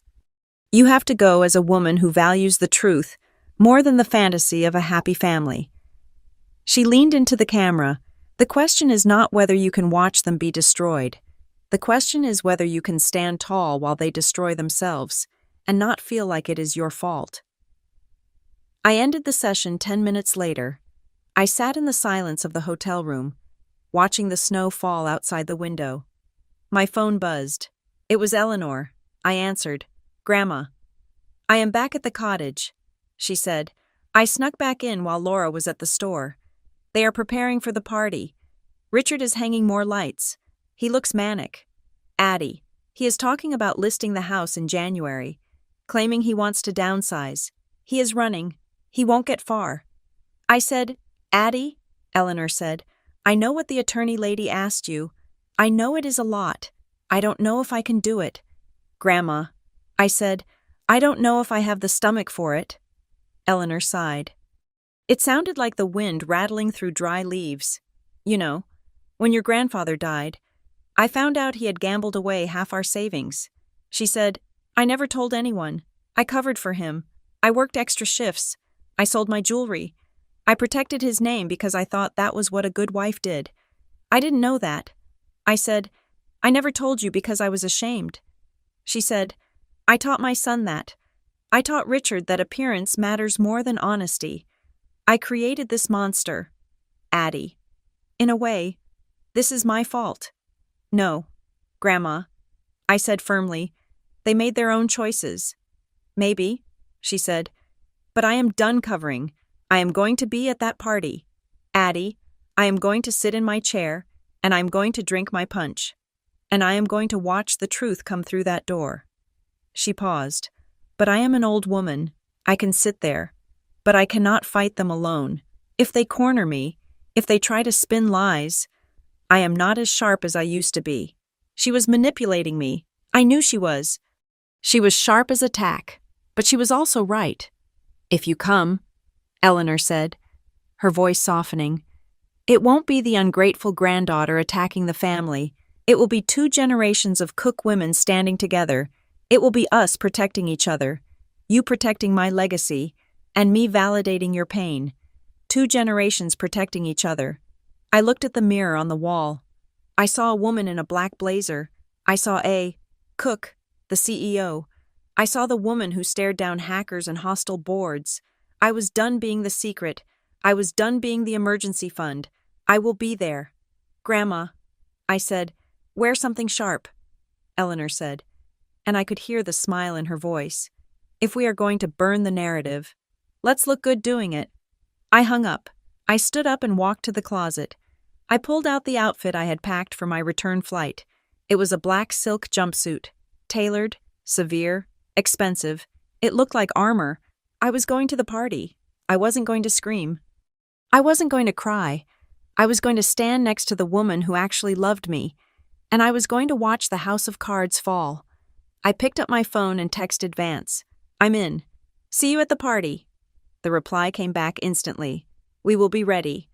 I looked out at the city lights of Denver. Tomorrow. I would drive back to Redstone Bluff. Tomorrow. The Christmas lights would be on. Tomorrow. The music would be playing. And tomorrow, the bill would finally come due.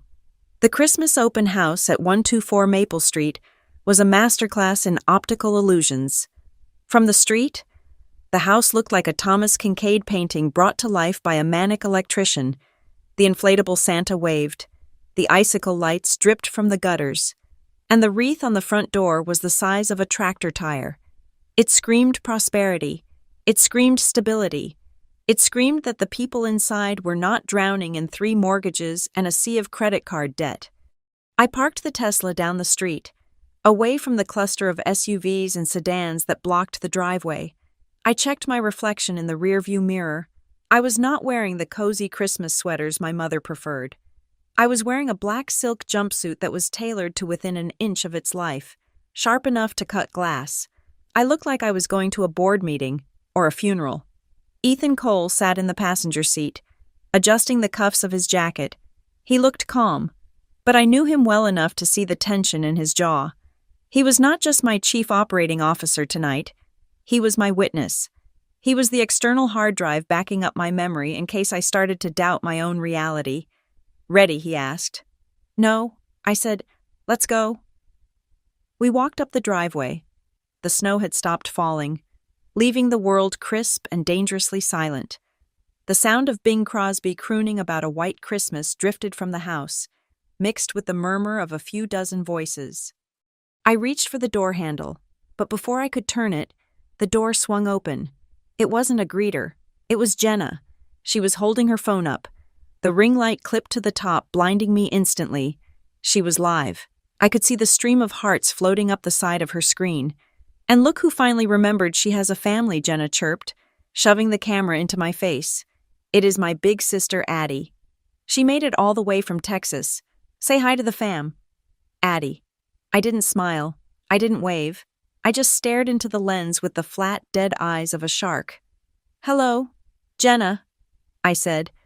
Jenna laughed, a brittle, nervous sound, and spun the camera back to herself. She is so serious. You guys, that is what happens when you become a big city CEO. You forget how to have fun. She stepped aside, allowing us to enter. The heat inside was suffocating.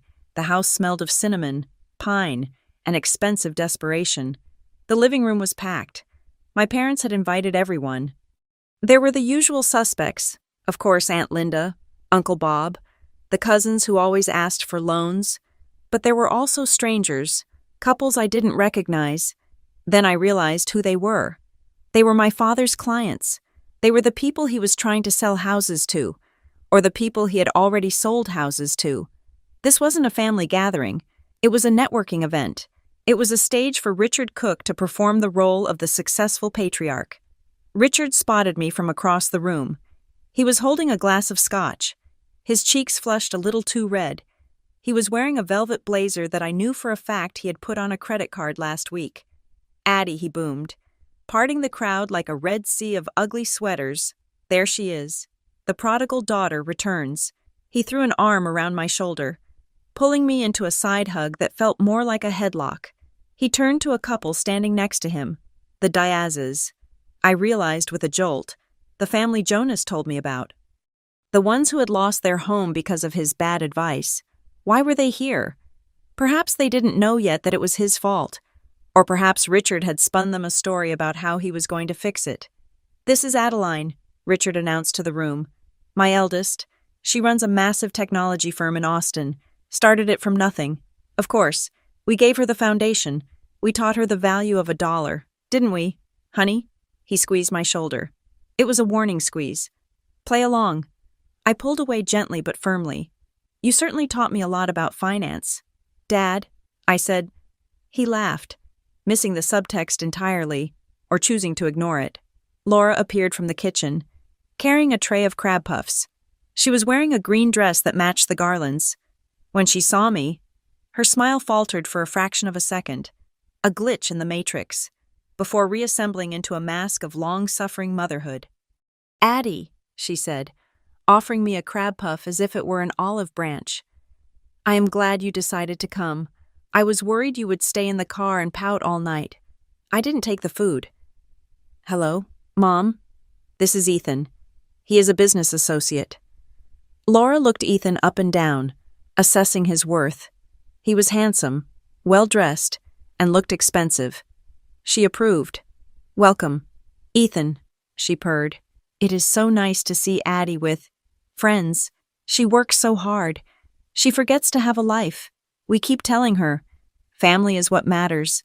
Money keeps you warm, but it doesn't hug you back." She said it loud enough for Aunt Linda to hear. Linda nodded sympathetically, sipping her wine. "There are different definitions of warmth," I said evenly. "Some people find warmth in security. Others find it in spending money that isn't theirs." Laura's eyes narrowed. The mask slipped. "Now, Addie," she said. her voice dropping to a hiss that only I, Ethan, and the nearest 3 people could hear. "Let's not start this again. It is Christmas. Don't be petty. I am not being petty." "Mom," I said, "I am being precise." She turned away, dismissing me, and addressed the group. "You know how it is," she said, laughing lightly. "Children grow up and they think they invented the world. They forget who changed their diapers. They forget who sacrificed everything so they could have those fancy degrees." A murmur of agreement went through the older generation in the room. I felt the eyes on me. They were heavy with judgment. I could hear the whispers. "That is her, the one who left. I heard she is suing them. Over a bedroom renovation. Can you believe it? After all they did for her. They didn't know the truth. They only knew the edit." My parents had been seeding the narrative for days, maybe weeks. They had painted me as the greedy, successful daughter who was trying to claw back a few $1,000s from her struggling, loving parents who just wanted to do something nice for her sister. Jenna drifted back over, phone still in hand, but not recording this time. She stood next to our mother, crossing her arms. The diamond bracelet on her wrist caught the light. I wondered which of my paychecks had bought that. "You are making everyone uncomfortable," Jenna said. I looked around the room. I saw the forced smiles. I saw the Diazes looking anxious. I saw my father refilling glasses a little too quickly. I think the discomfort was already here. "Jenna," I said, "I just walked into it." Jenna scoffed. "You are so dramatic. You are threatening to sue Mom and Dad because you are jealous. That is what this is. You are jealous because my room looks better than your apartment." I looked at her. She really believed it. She had drunk the Kool-Aid so deeply she was drowning in it.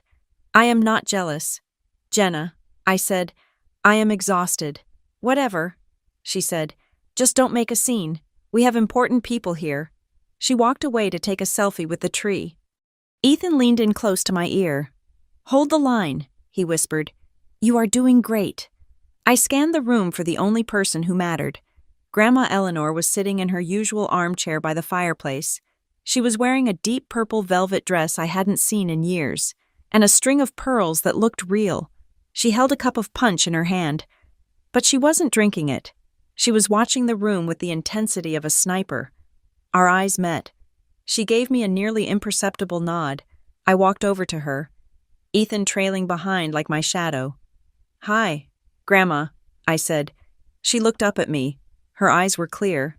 She looked fierce. "You wore black," she noted approvingly. "Good. It suits the occasion." "How are you holding up?" I asked. "I am waiting," she said. "I am watching them spin their webs. Your father just told the mayor that he is planning to open a second branch of his firm next year." I looked over at Richard.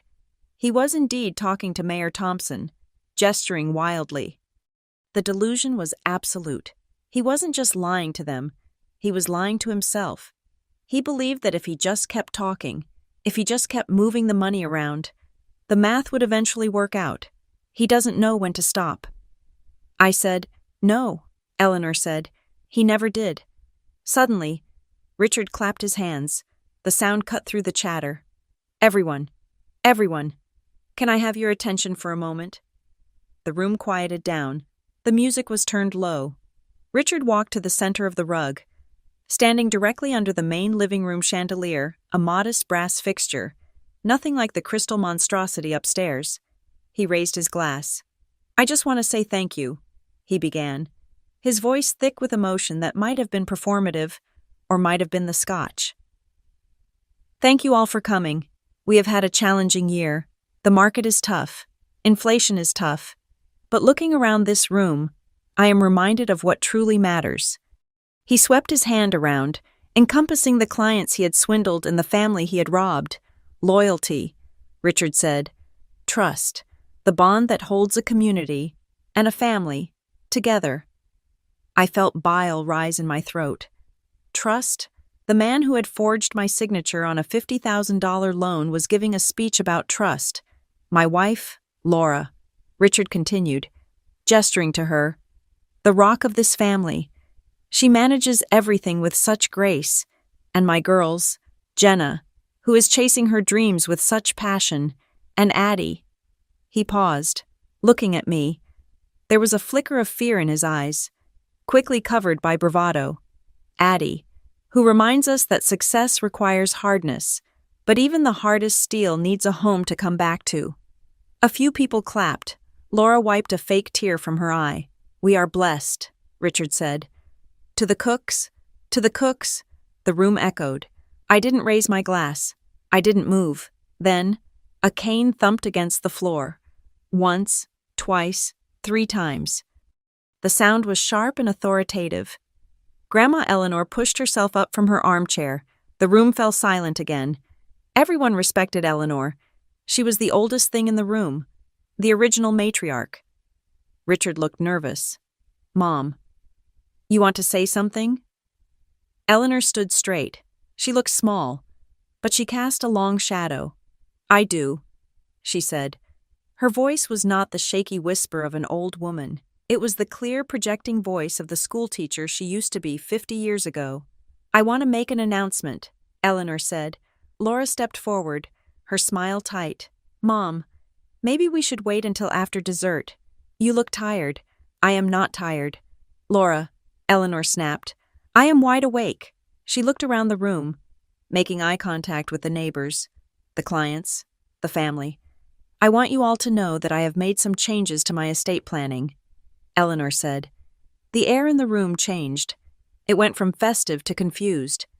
Estate planning was not typical cocktail party conversation. Richard's smile froze. "Mom, this isn't the time." "It is exactly the time," Eleanor said, "because everyone is here, and I want everyone to witness it." She took a breath. "I have engaged a professional trustee to manage my assets effective immediately," she said. "My son, Richard, and his wife, Laura, no longer have power of attorney over my accounts. They no longer have access to my savings, and they are no longer the executors of my will." A gasp went through the room. It was soft, but audible. Aunt Linda's hand flew to her mouth. Richard turned pale, his glass tilted, spilling amber liquid onto the carpet. "Mom, what are you saying?" he hissed. "You are confused. We help you. We manage everything for you. You help yourselves." Eleanor said, "I have seen the statements. Richard, I saw the $15,000 you took for my hip surgery." The silence that followed was absolute. It was heavy. It was suffocating. The Diazes looked at each other. The neighbors stared at the floor. Laura stepped in, her voice trembling with rage and panic. "She is senile. She doesn't know what she is saying. Addie put her up to this." She pointed a finger at me. "You," Laura screamed. "You came back here to poison her mind. You couldn't stand that we were happy. You filled her head with lies." All eyes turned to me. This was the moment I had dreaded, the moment I was supposed to shrink, to apologize, to run away. But I didn't feel like running. I felt the phone in my pocket buzz. I pulled it out. It was a text from Jonas Miller. "We are pulling into the driveway.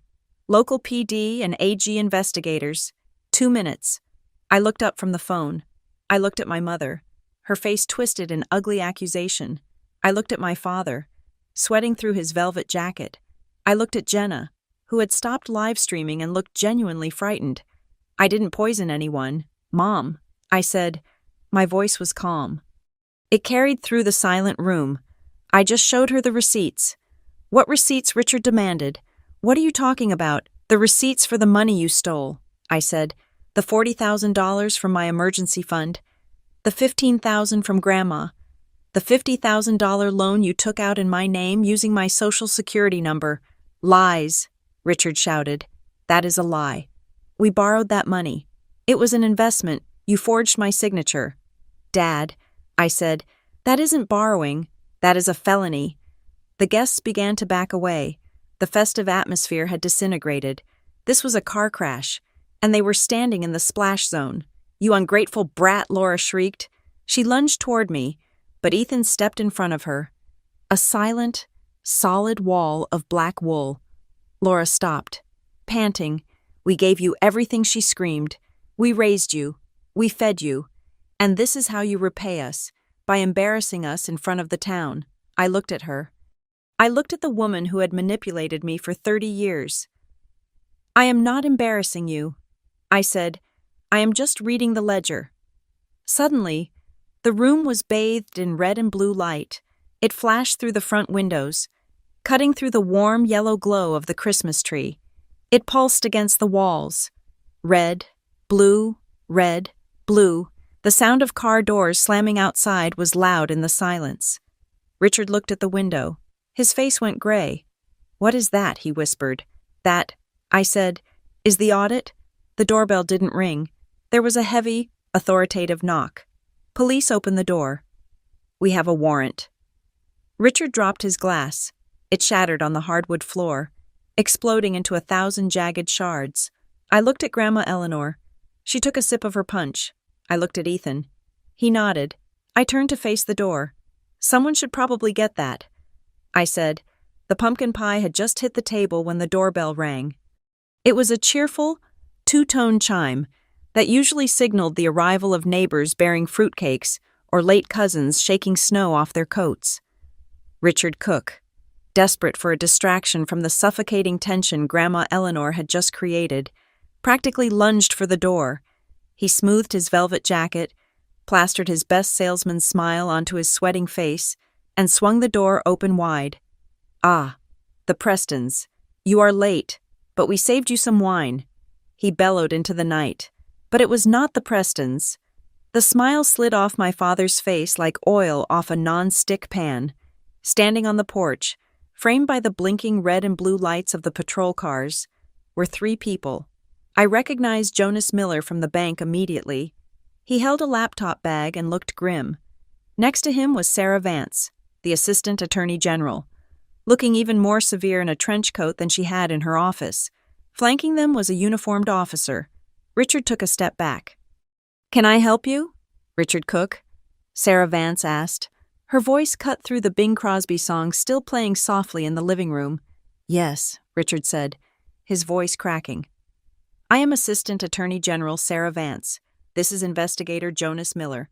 We are executing a search warrant regarding allegations of bank fraud, aggravated identity theft, and abuse of a fiduciary relationship." She held up a sheaf of papers. They were thick. They were stamped. "We are also here to secure electronic devices and financial records listed in the warrant." Vance continued. "May we come in?" Richard did not move. He looked like he had been struck by lightning. He stood frozen, his mouth slightly open, blocking the threshold. The officer stepped forward, gently but firmly moving my father aside. The 3 of them walked into the foyer, bringing the cold winter air with them. The living room, which had been buzzing with the low murmur of confused guests, went dead silent. Aunt Linda dropped her fork. It clattered against her china plate, the sound echoing like a gunshot. Laura Cook stood by the fireplace, her face draining of all color until she looked like a wax figure. She looked at the police. She looked at the warrant. And then, her eyes locked onto me. The shock on her face twisted instantly into rage. It was a reflexive, defensive violence. She marched across the room, her heels sinking into the plush carpet, pointing a manicured finger at my chest. "You," she screamed. Her voice was shrill, hysterical. "You did this. You called them, you ungrateful, spiteful little girl. You have destroyed our Christmas." She lunged as if to grab me, but the uniformed officer stepped between us.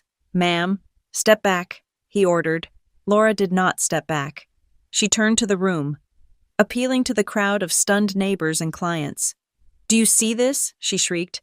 "This is what happens when you raise a child who cares more about money than family. She is trying to humiliate us because we borrowed a little money to help her sister. She is ruining us." I stood perfectly still. I did not flinch. I did not speak. I felt Ethan's presence beside me, a solid anchor. But I didn't need him to protect me. The truth was doing that already.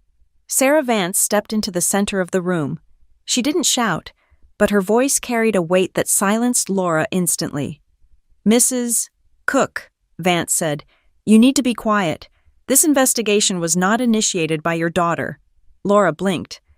What the initial fraud alerts were triggered by the internal security algorithms of Redstone Bluff Community Bank, Jonas Miller said. Stepping forward, he set his leather bag on the coffee table. Pushing aside a tray of untouched appetizers, he unzipped it and pulled out a laptop.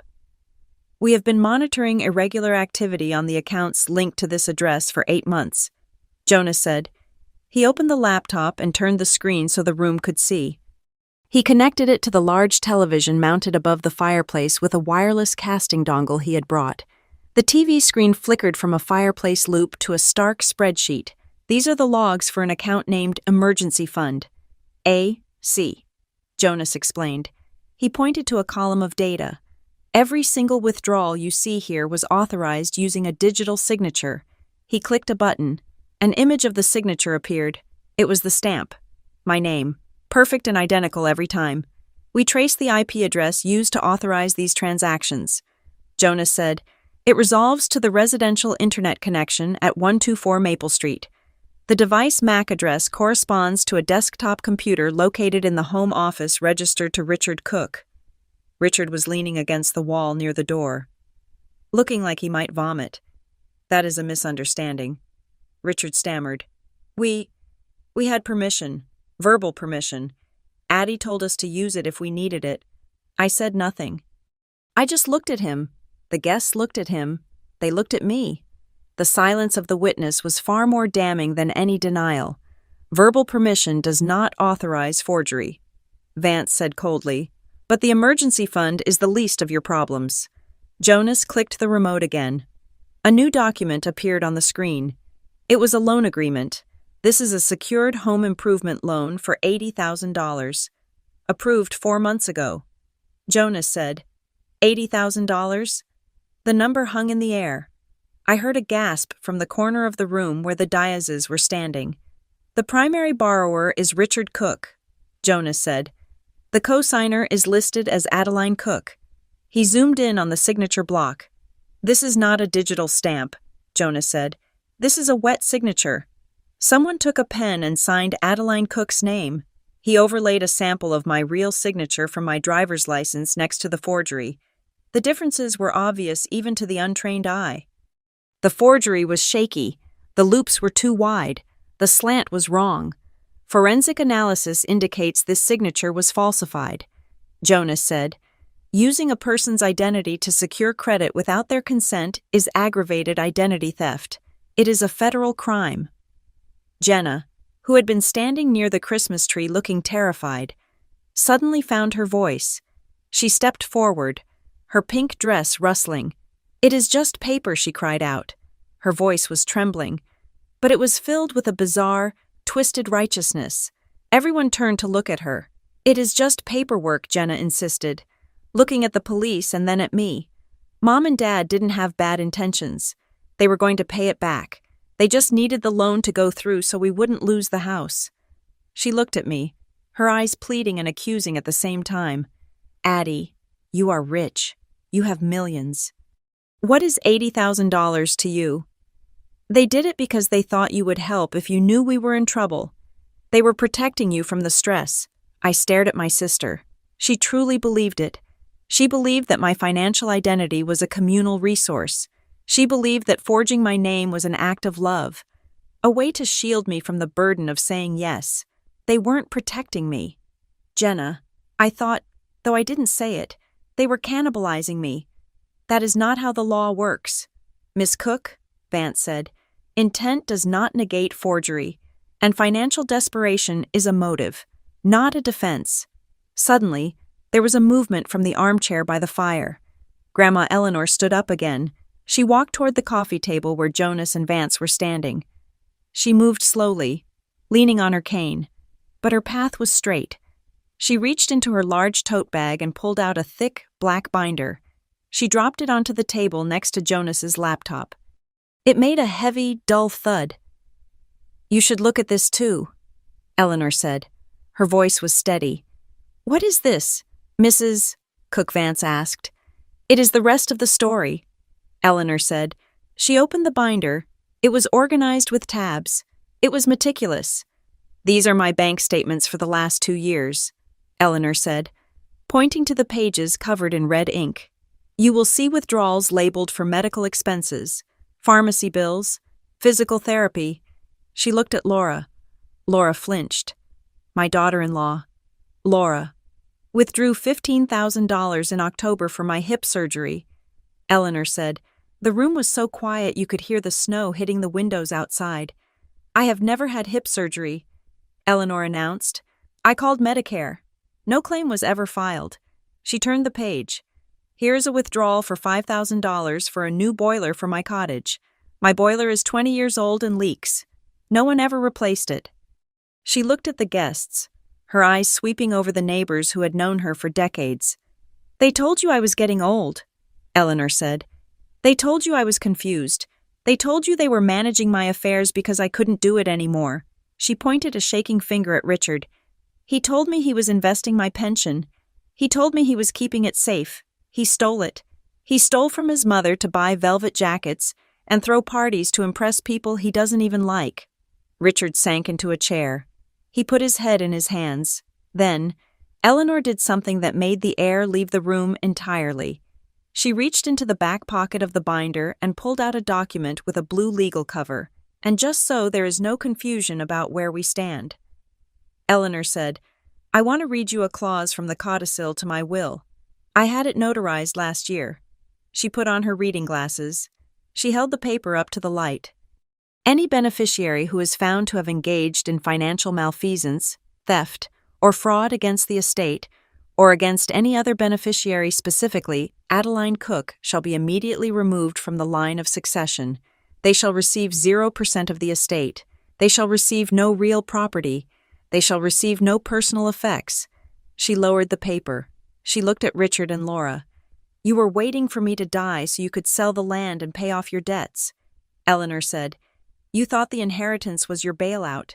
She dropped the paper onto the table. "It is gone," she said. "I cut you off 12 months ago." Laura let out a sound that was half sob, half scream. She collapsed onto the sofa, burying her face in her hands. The reality was finally hitting her. Not the police, not the shame. The money, the future money she had been counting on, was gone. Jonas Miller cleared his throat. He picked up a folder from his bag.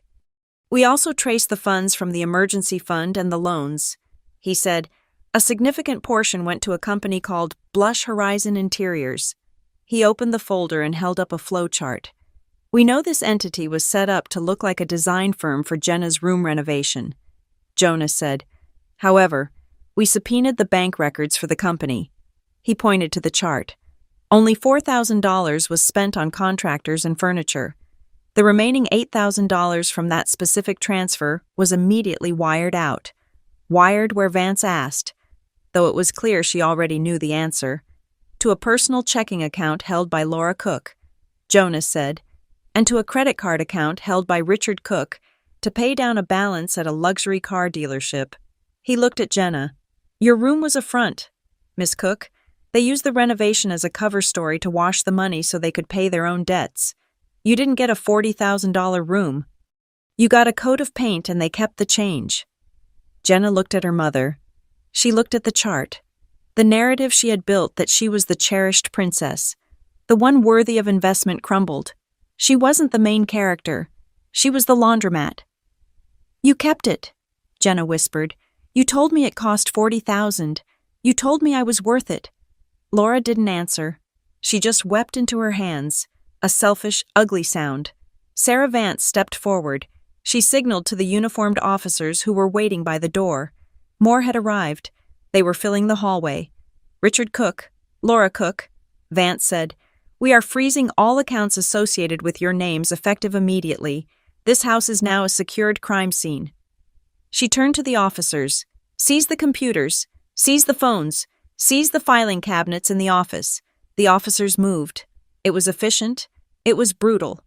They walked past the Christmas tree. They walked past the untouched pumpkin pie. They began unplugging devices. One officer approached Richard. "Sir, I need your phone." Richard handed it over. His hand was shaking so badly he almost dropped it. Another officer went to Laura. "Ma'am, your phone." She clutched it to her chest. "No, my photos. My contacts.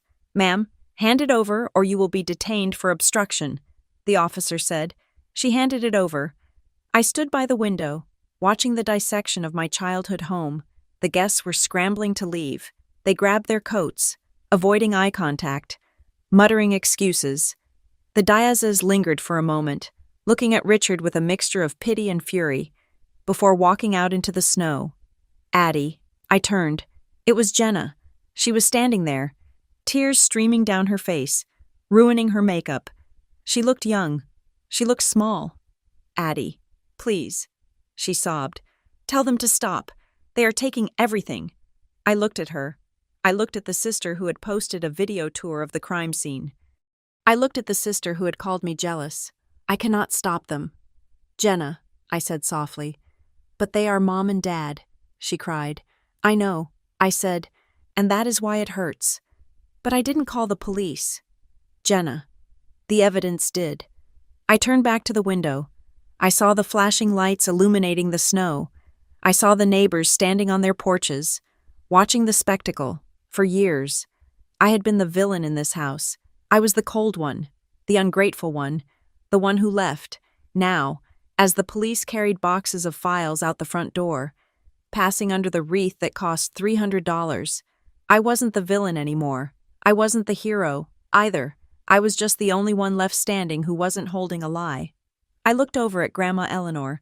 She was sitting back in her chair, her hands resting on her cane. She looked tired, but her head was high. She caught my eye and winked. It was done.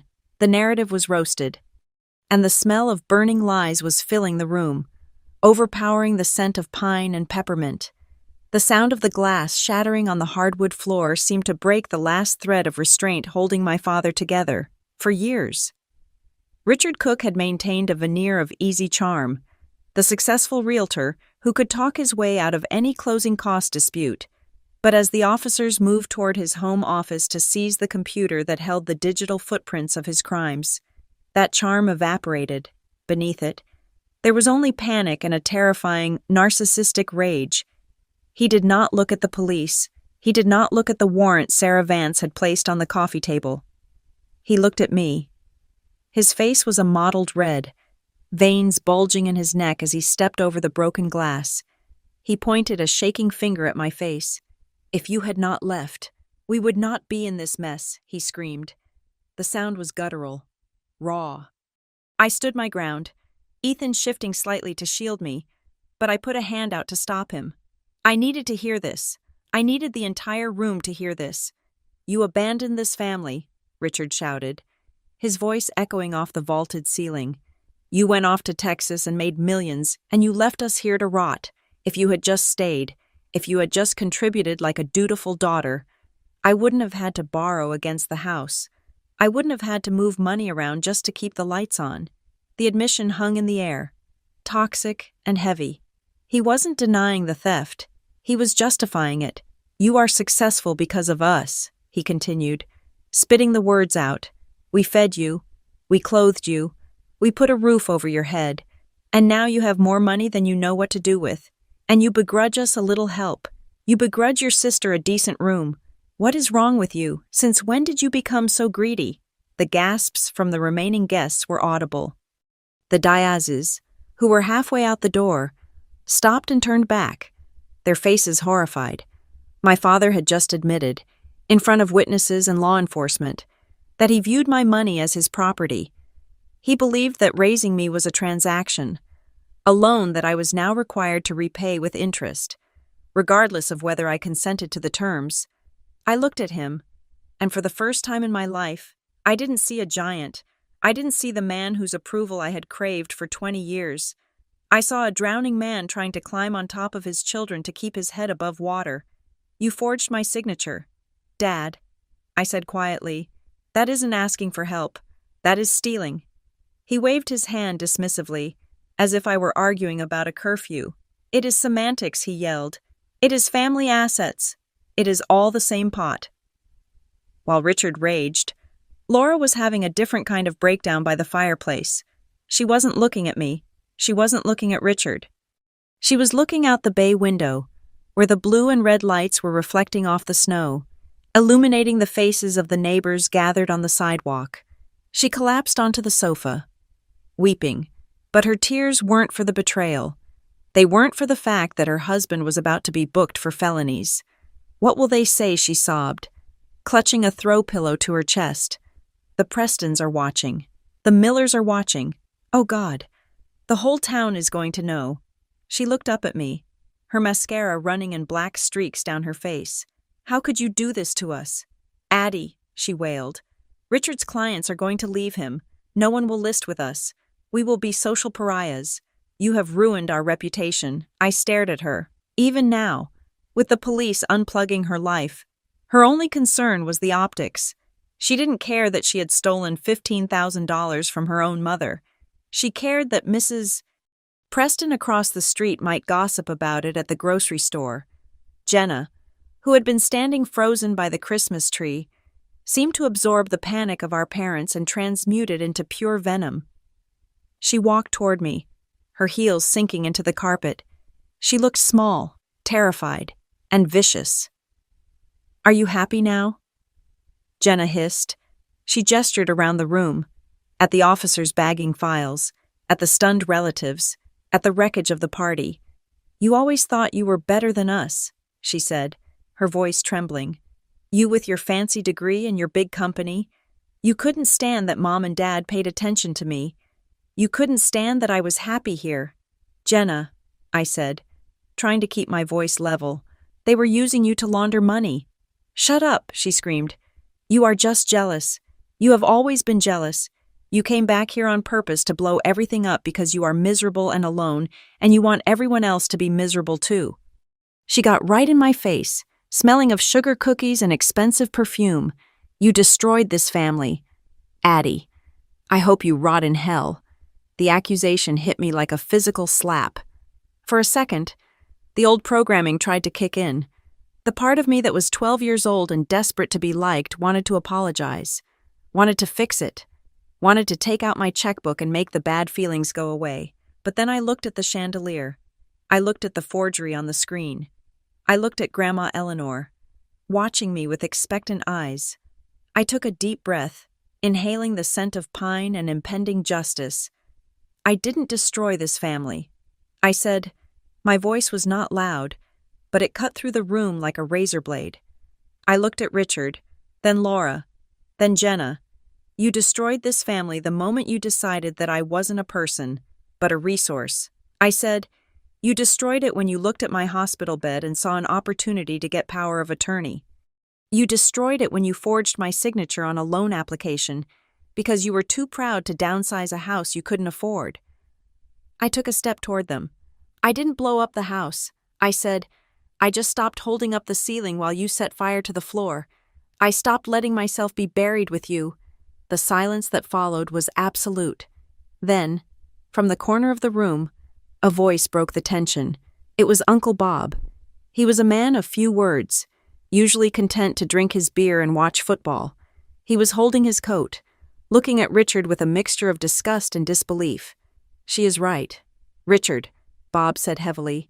Richard whipped around. Whose side are you on? I saw the logs. Richard, Bob said. I saw the signature. You stole from your own kid. You stole from Mom. That isn't family. That is criminal. A murmur of agreement went through the remaining relatives.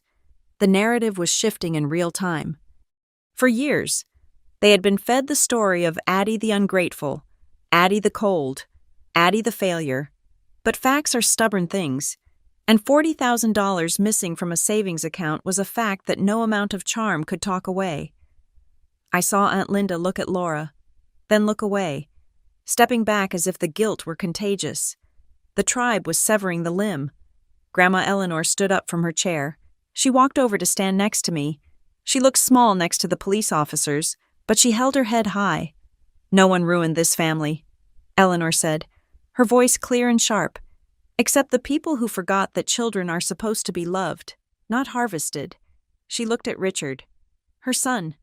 I raised you better than this, she said, or at least, I thought I did. But I will not let you drag Addie down with you, and I certainly will not let you spend another dime of my money on your vanity. Richard slumped against the wall. The fight went out of him. He looked around the room and realized he had no allies left. The audience had turned. In the background, the machinery of the law continued its work. An investigator walked out of the home office carrying the tower of Richard's desktop computer. Another was bagging a stack of file folders labeled tax returns. An officer approached Laura. "Ma'am, is this your phone?" he asked, holding up an older iPhone model she had tried to hide under a cushion. "It is my old one," she whispered. "I don't use it. We will need to take it," the officer said. Through the front window, I could see the neighbors pressed against their glass, watching the police carry boxes out of the Cook residence. The image of the perfect family, carefully curated for 30 years, was being dismantled box by box, right in front of the people they had tried so hard to impress. Sarah Vance, the Assistant Attorney General, motioned for me to join her near the front door. We stepped out onto the porch, away from the immediate chaos of the living room. The air outside was biting cold. My breath plumed in front of me. "Ms. Cook," Vance said, her tone professional but not unkind. "I want to explain what happens next." I nodded, wrapping my arms around myself. "We have secured enough evidence tonight to justify the warrants and likely an arrest." Vance said, "Your father and mother will be brought in for questioning. Depending on what we find on those computers, charges will be filed within 48 hours. She looked at me seriously. "Because of the identity theft and the bank fraud, this is going to be a state prosecution. You are a victim.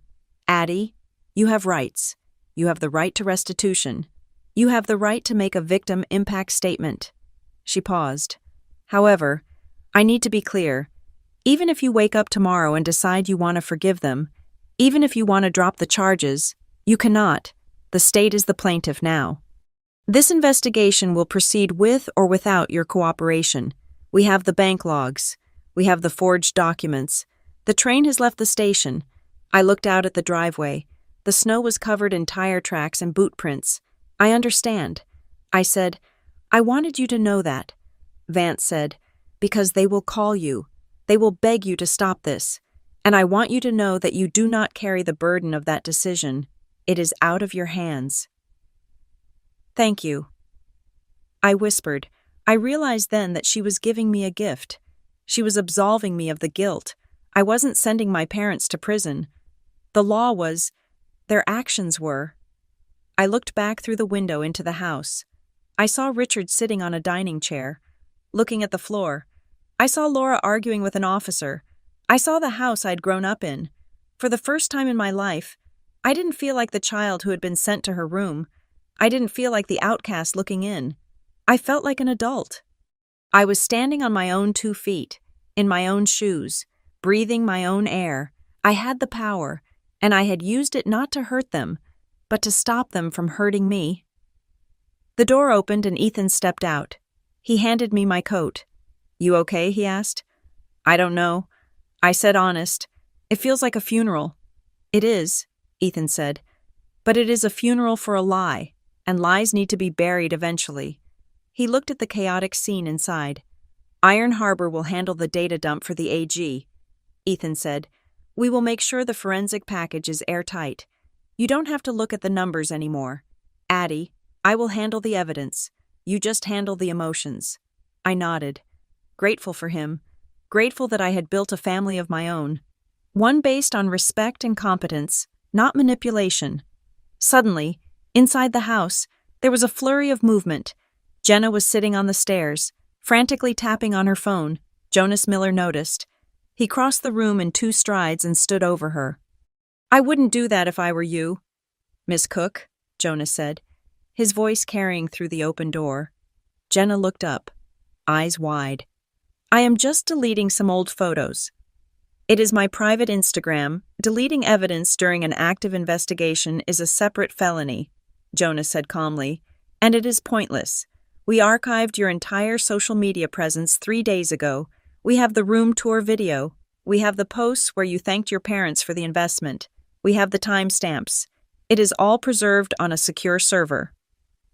Jenna dropped the phone as if it were hot. She looked at Jonas, then at her mother. "You posted the evidence yourself," Jonas said. "Not unkindly. You gave us the roadmap to the money."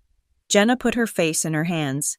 The realization that her own vanity had been the smoking gun was too much for her. I turned away from the window. I couldn't watch anymore. I walked to the edge of the porch and looked at the Christmas lights. Up close, without the distance to soften them, they looked garish. The plastic Santa was deflating slightly in the cold. The strings of lights wrapped around the pillars were held up by cheap plastic clips and duct tape.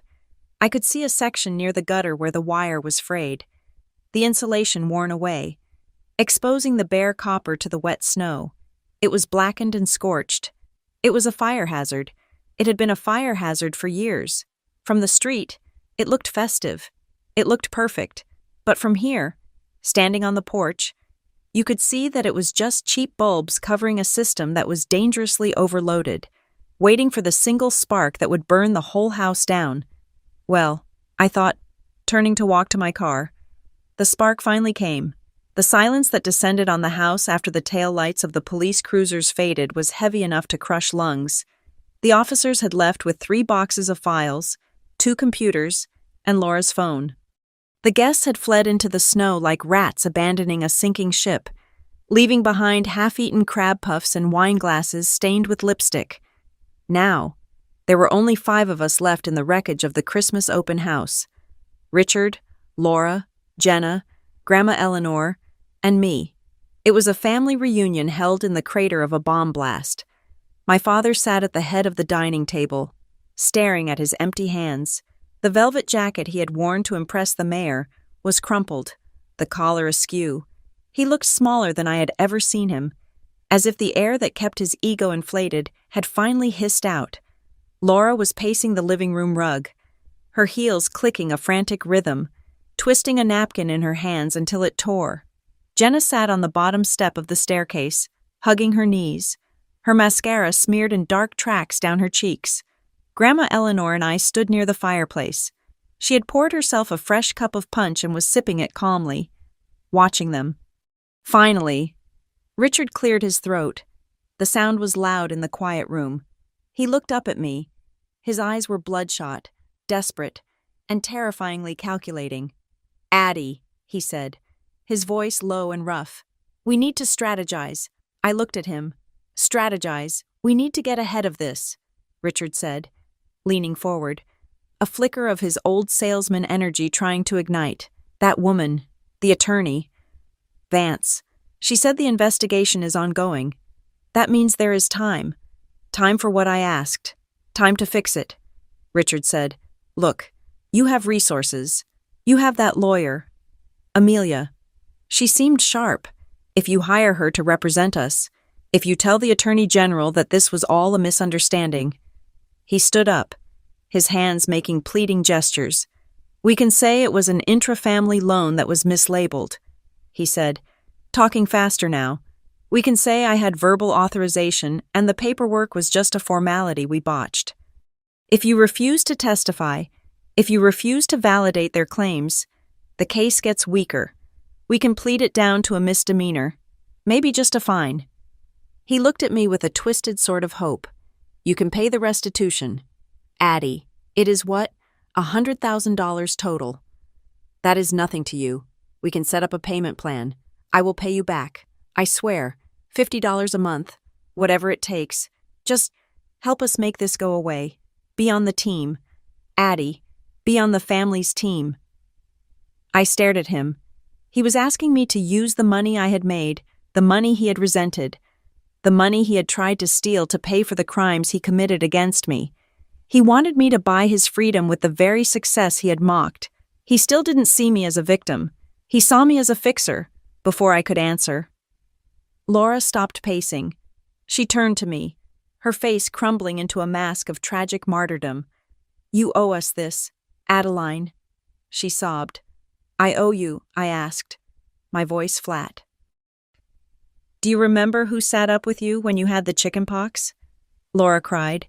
"Do you remember who drove you to school every single day for 12 years?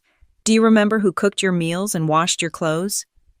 She walked toward me, her hands reaching out, grasping at the air. "We gave you life. We sacrificed our sleep, our youth, our money to raise you. And now, when we make one mistake, when we try to survive, You are going to let them put us in a cage." She hit her chest with her fist. "I am your mother. You cannot send your mother to prison. It is unnatural. It is evil. You have to fix this. You have to tell them it was a gift. Please, Addie, if you have a heart, you will tell them it was a gift." I felt a familiar, burning sensation in my chest. It was the old anger. The childhood rage of never being heard, never being seen. I wanted to scream. I wanted to scream that feeding a child is a legal requirement, not a loan. I wanted to scream that driving me to school was not a transaction that entitled her to commit felony identity theft 20 years later. I wanted to scream that they didn't know the difference between love and ownership, but I didn't scream. I took a deep breath, inhaling the scent of stale pine and burnt bridges. I remembered Dr. Evans. I remembered the years of therapy where I learned that screaming at a narcissist is like feeding blood to a shark. It only excites them. I looked at Jenna. She was watching me, her eyes wide and fearful. "And you?" "Jenna," I asked. "What do you think?" Jenna wiped her nose with the back of her hand. She looked at her pink dress, then at the chandelier hanging in the hallway. "I knew about the account," she whispered. Richard and Laura froze. "I knew they were using your money for the room," Jenna said, her voice trembling. "I saw the bank statements on Dad's desk a few months ago. I saw your name. Why didn't you say anything?" I asked. "Because," Jenna stammered, "because I thought it was fine. Mom said that since you were rich, it was basically family money. I thought families shared. I didn't think it was a crime. I just thought you were being stingy and Dad was just fixing it." She looked up at me, tears spilling over again. I didn't want to lose the room. "Addie." I finally felt like I had something special. I didn't think they would get arrested. I thought you would never notice. There it was. The truth. It wasn't malice. Exactly. It was a complete, foundational rot in their moral code. They truly believed that my boundaries were obstacles to be overcome, not lines to be respected. They believed that because I had more, I was obligated to be their infinite resource. I looked at the three of them. My father, the failed businessman who thought he was a king. My mother, the martyr who thought she was a saint.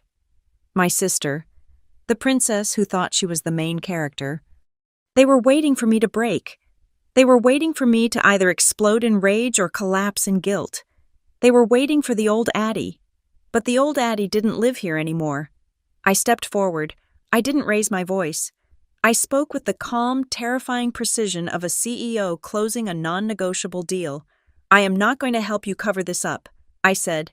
Richard opened his mouth to argue, but I held up a hand. "I am not finished." I looked at my father. "I will not use my lawyers to lie for you. I will not tell the Attorney General that I authorized those signatures. I will testify that they are forgeries because they are forgeries." Laura let out a whimper.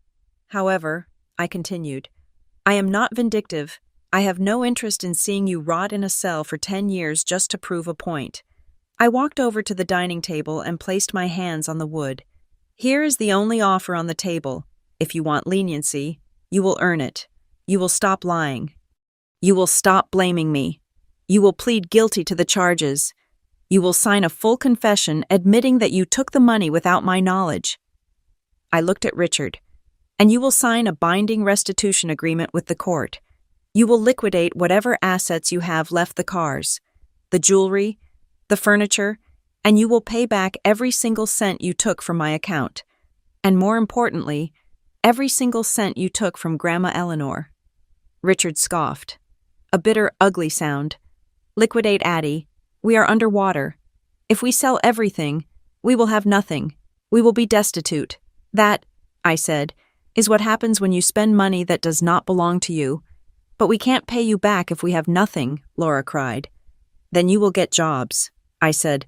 "Real jobs. Not consulting. Not speculation.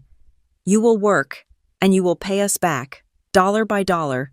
Richard slammed his hand on the table. "This is ridiculous. You are asking us to ruin ourselves." "You are already ruined." "Richard," a voice said from the fireplace. We all turned. Grandma Eleanor walked forward. She looked tired, but her eyes were flinty. "You are broke," she said bluntly. You have been broke for 5 years. You have just been using Addie and me as your credit cards to hide it." She reached into her pocket and pulled out a business card.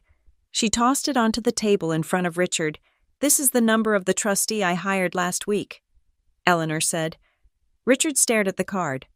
"Trustee. I have placed my entire estate, the cottage, the land, my savings, and my pension into an irrevocable trust," Eleanor announced. The room went dead silent. "What does that mean?" Jenna asked, her voice small. "It means," Eleanor said, looking at her son, "that you cannot touch it. You cannot borrow against it. You cannot inherit it until I am dead. And even then, the trust dictates that any debts you owe to the estate or to Addie must be deducted first."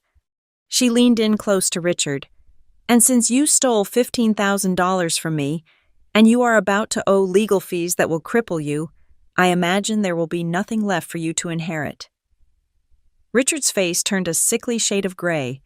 The realization hit him like a physical blow.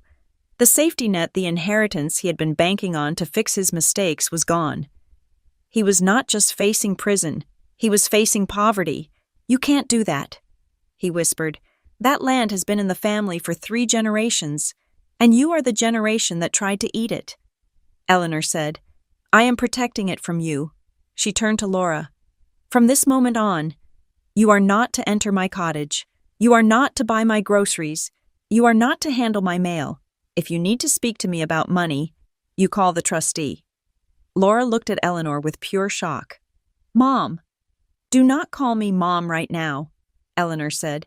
"Mothers raise children to stand on their own. I don't know what I raised, but it wasn't this." The finality of it hung in the room. The bank was closed. The infinite resources were cut off. Richard put his head in his hands and began to weep. It wasn't the loud, performative crying of earlier.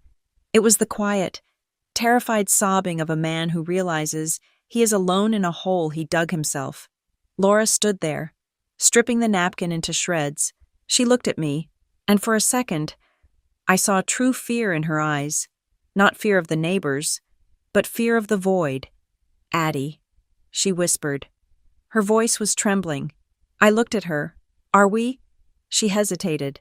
"Are we still a family? Even after this? Can we still be family?" I looked at the woman who had given birth to me. I looked at the house where I had learned to be invisible.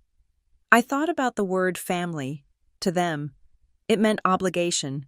It meant silence. It meant letting yourself be consumed to keep the others warm.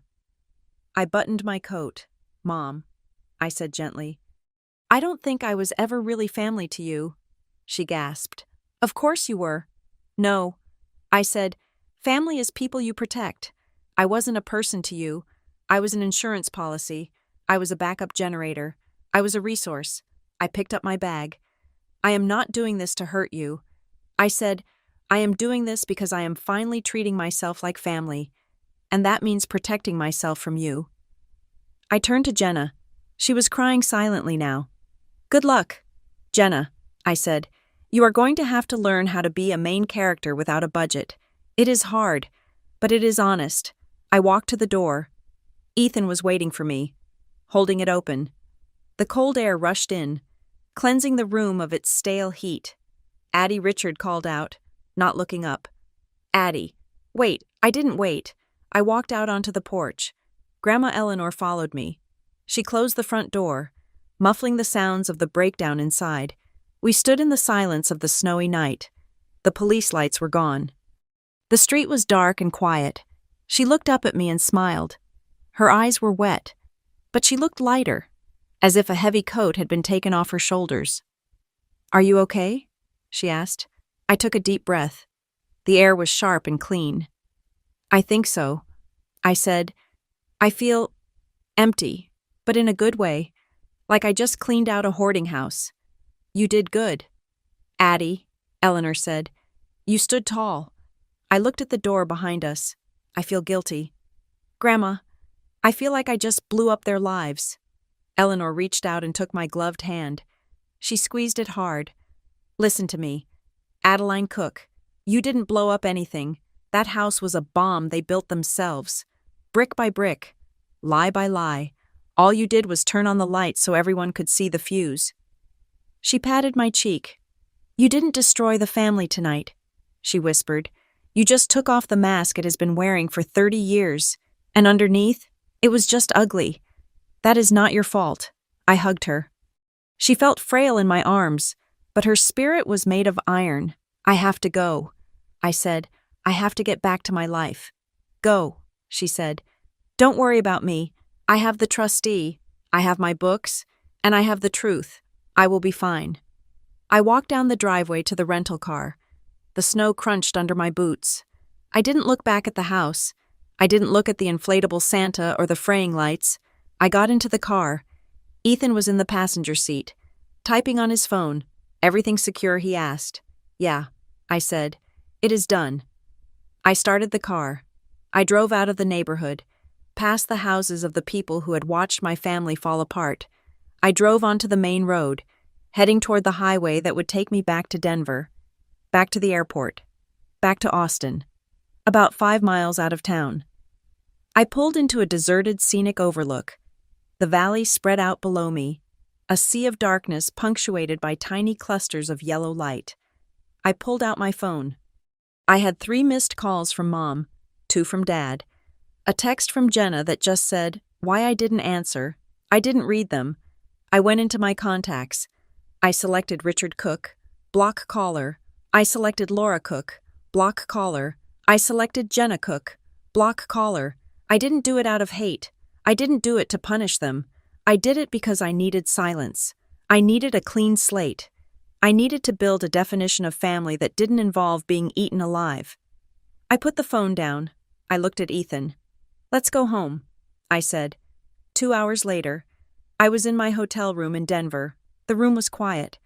My suitcase was packed by the door. I sat at the desk and opened my laptop. I pulled up the email draft I had started with Amelia earlier. It was addressed to Assistant Attorney General Sarah Vance. Subject cooperation regarding case 49202, Cook. Dear Ms. Vance, this email is to confirm that I will fully cooperate with the state's investigation into the fraud and identity theft committed against me. I am prepared to provide a sworn deposition regarding the forged signatures and the unauthorized transfer of funds. I am requesting that any restitution recovered be directed first to the estate of Eleanor Cook. My primary concern is her financial security. I will not be requesting a restraining order at this time, as I have severed contact with the defendants. However, I reserve the right to do so if they attempt to harass me. Regards, A. Cook CEO, Iron Harbor Cyber Defense. I read it over. It was cold. It was professional. It was the voice of a woman who knew her worth. I pressed send. I closed the laptop. I walked to the window and looked out at the city. Far in the distance, I could see the faint glow of the mountain towns. Somewhere back there, in the dark, my parents were sitting in the wreckage of their own making, finally facing the consequences they had run from for a lifetime. I wasn't the girl who ran away anymore. I wasn't the emergency fund. I watched the snow swirl against the glass. It was Christmas night, and for the first time in 30 years, I didn't feel cold. I felt free. Thank you so much for listening to this story.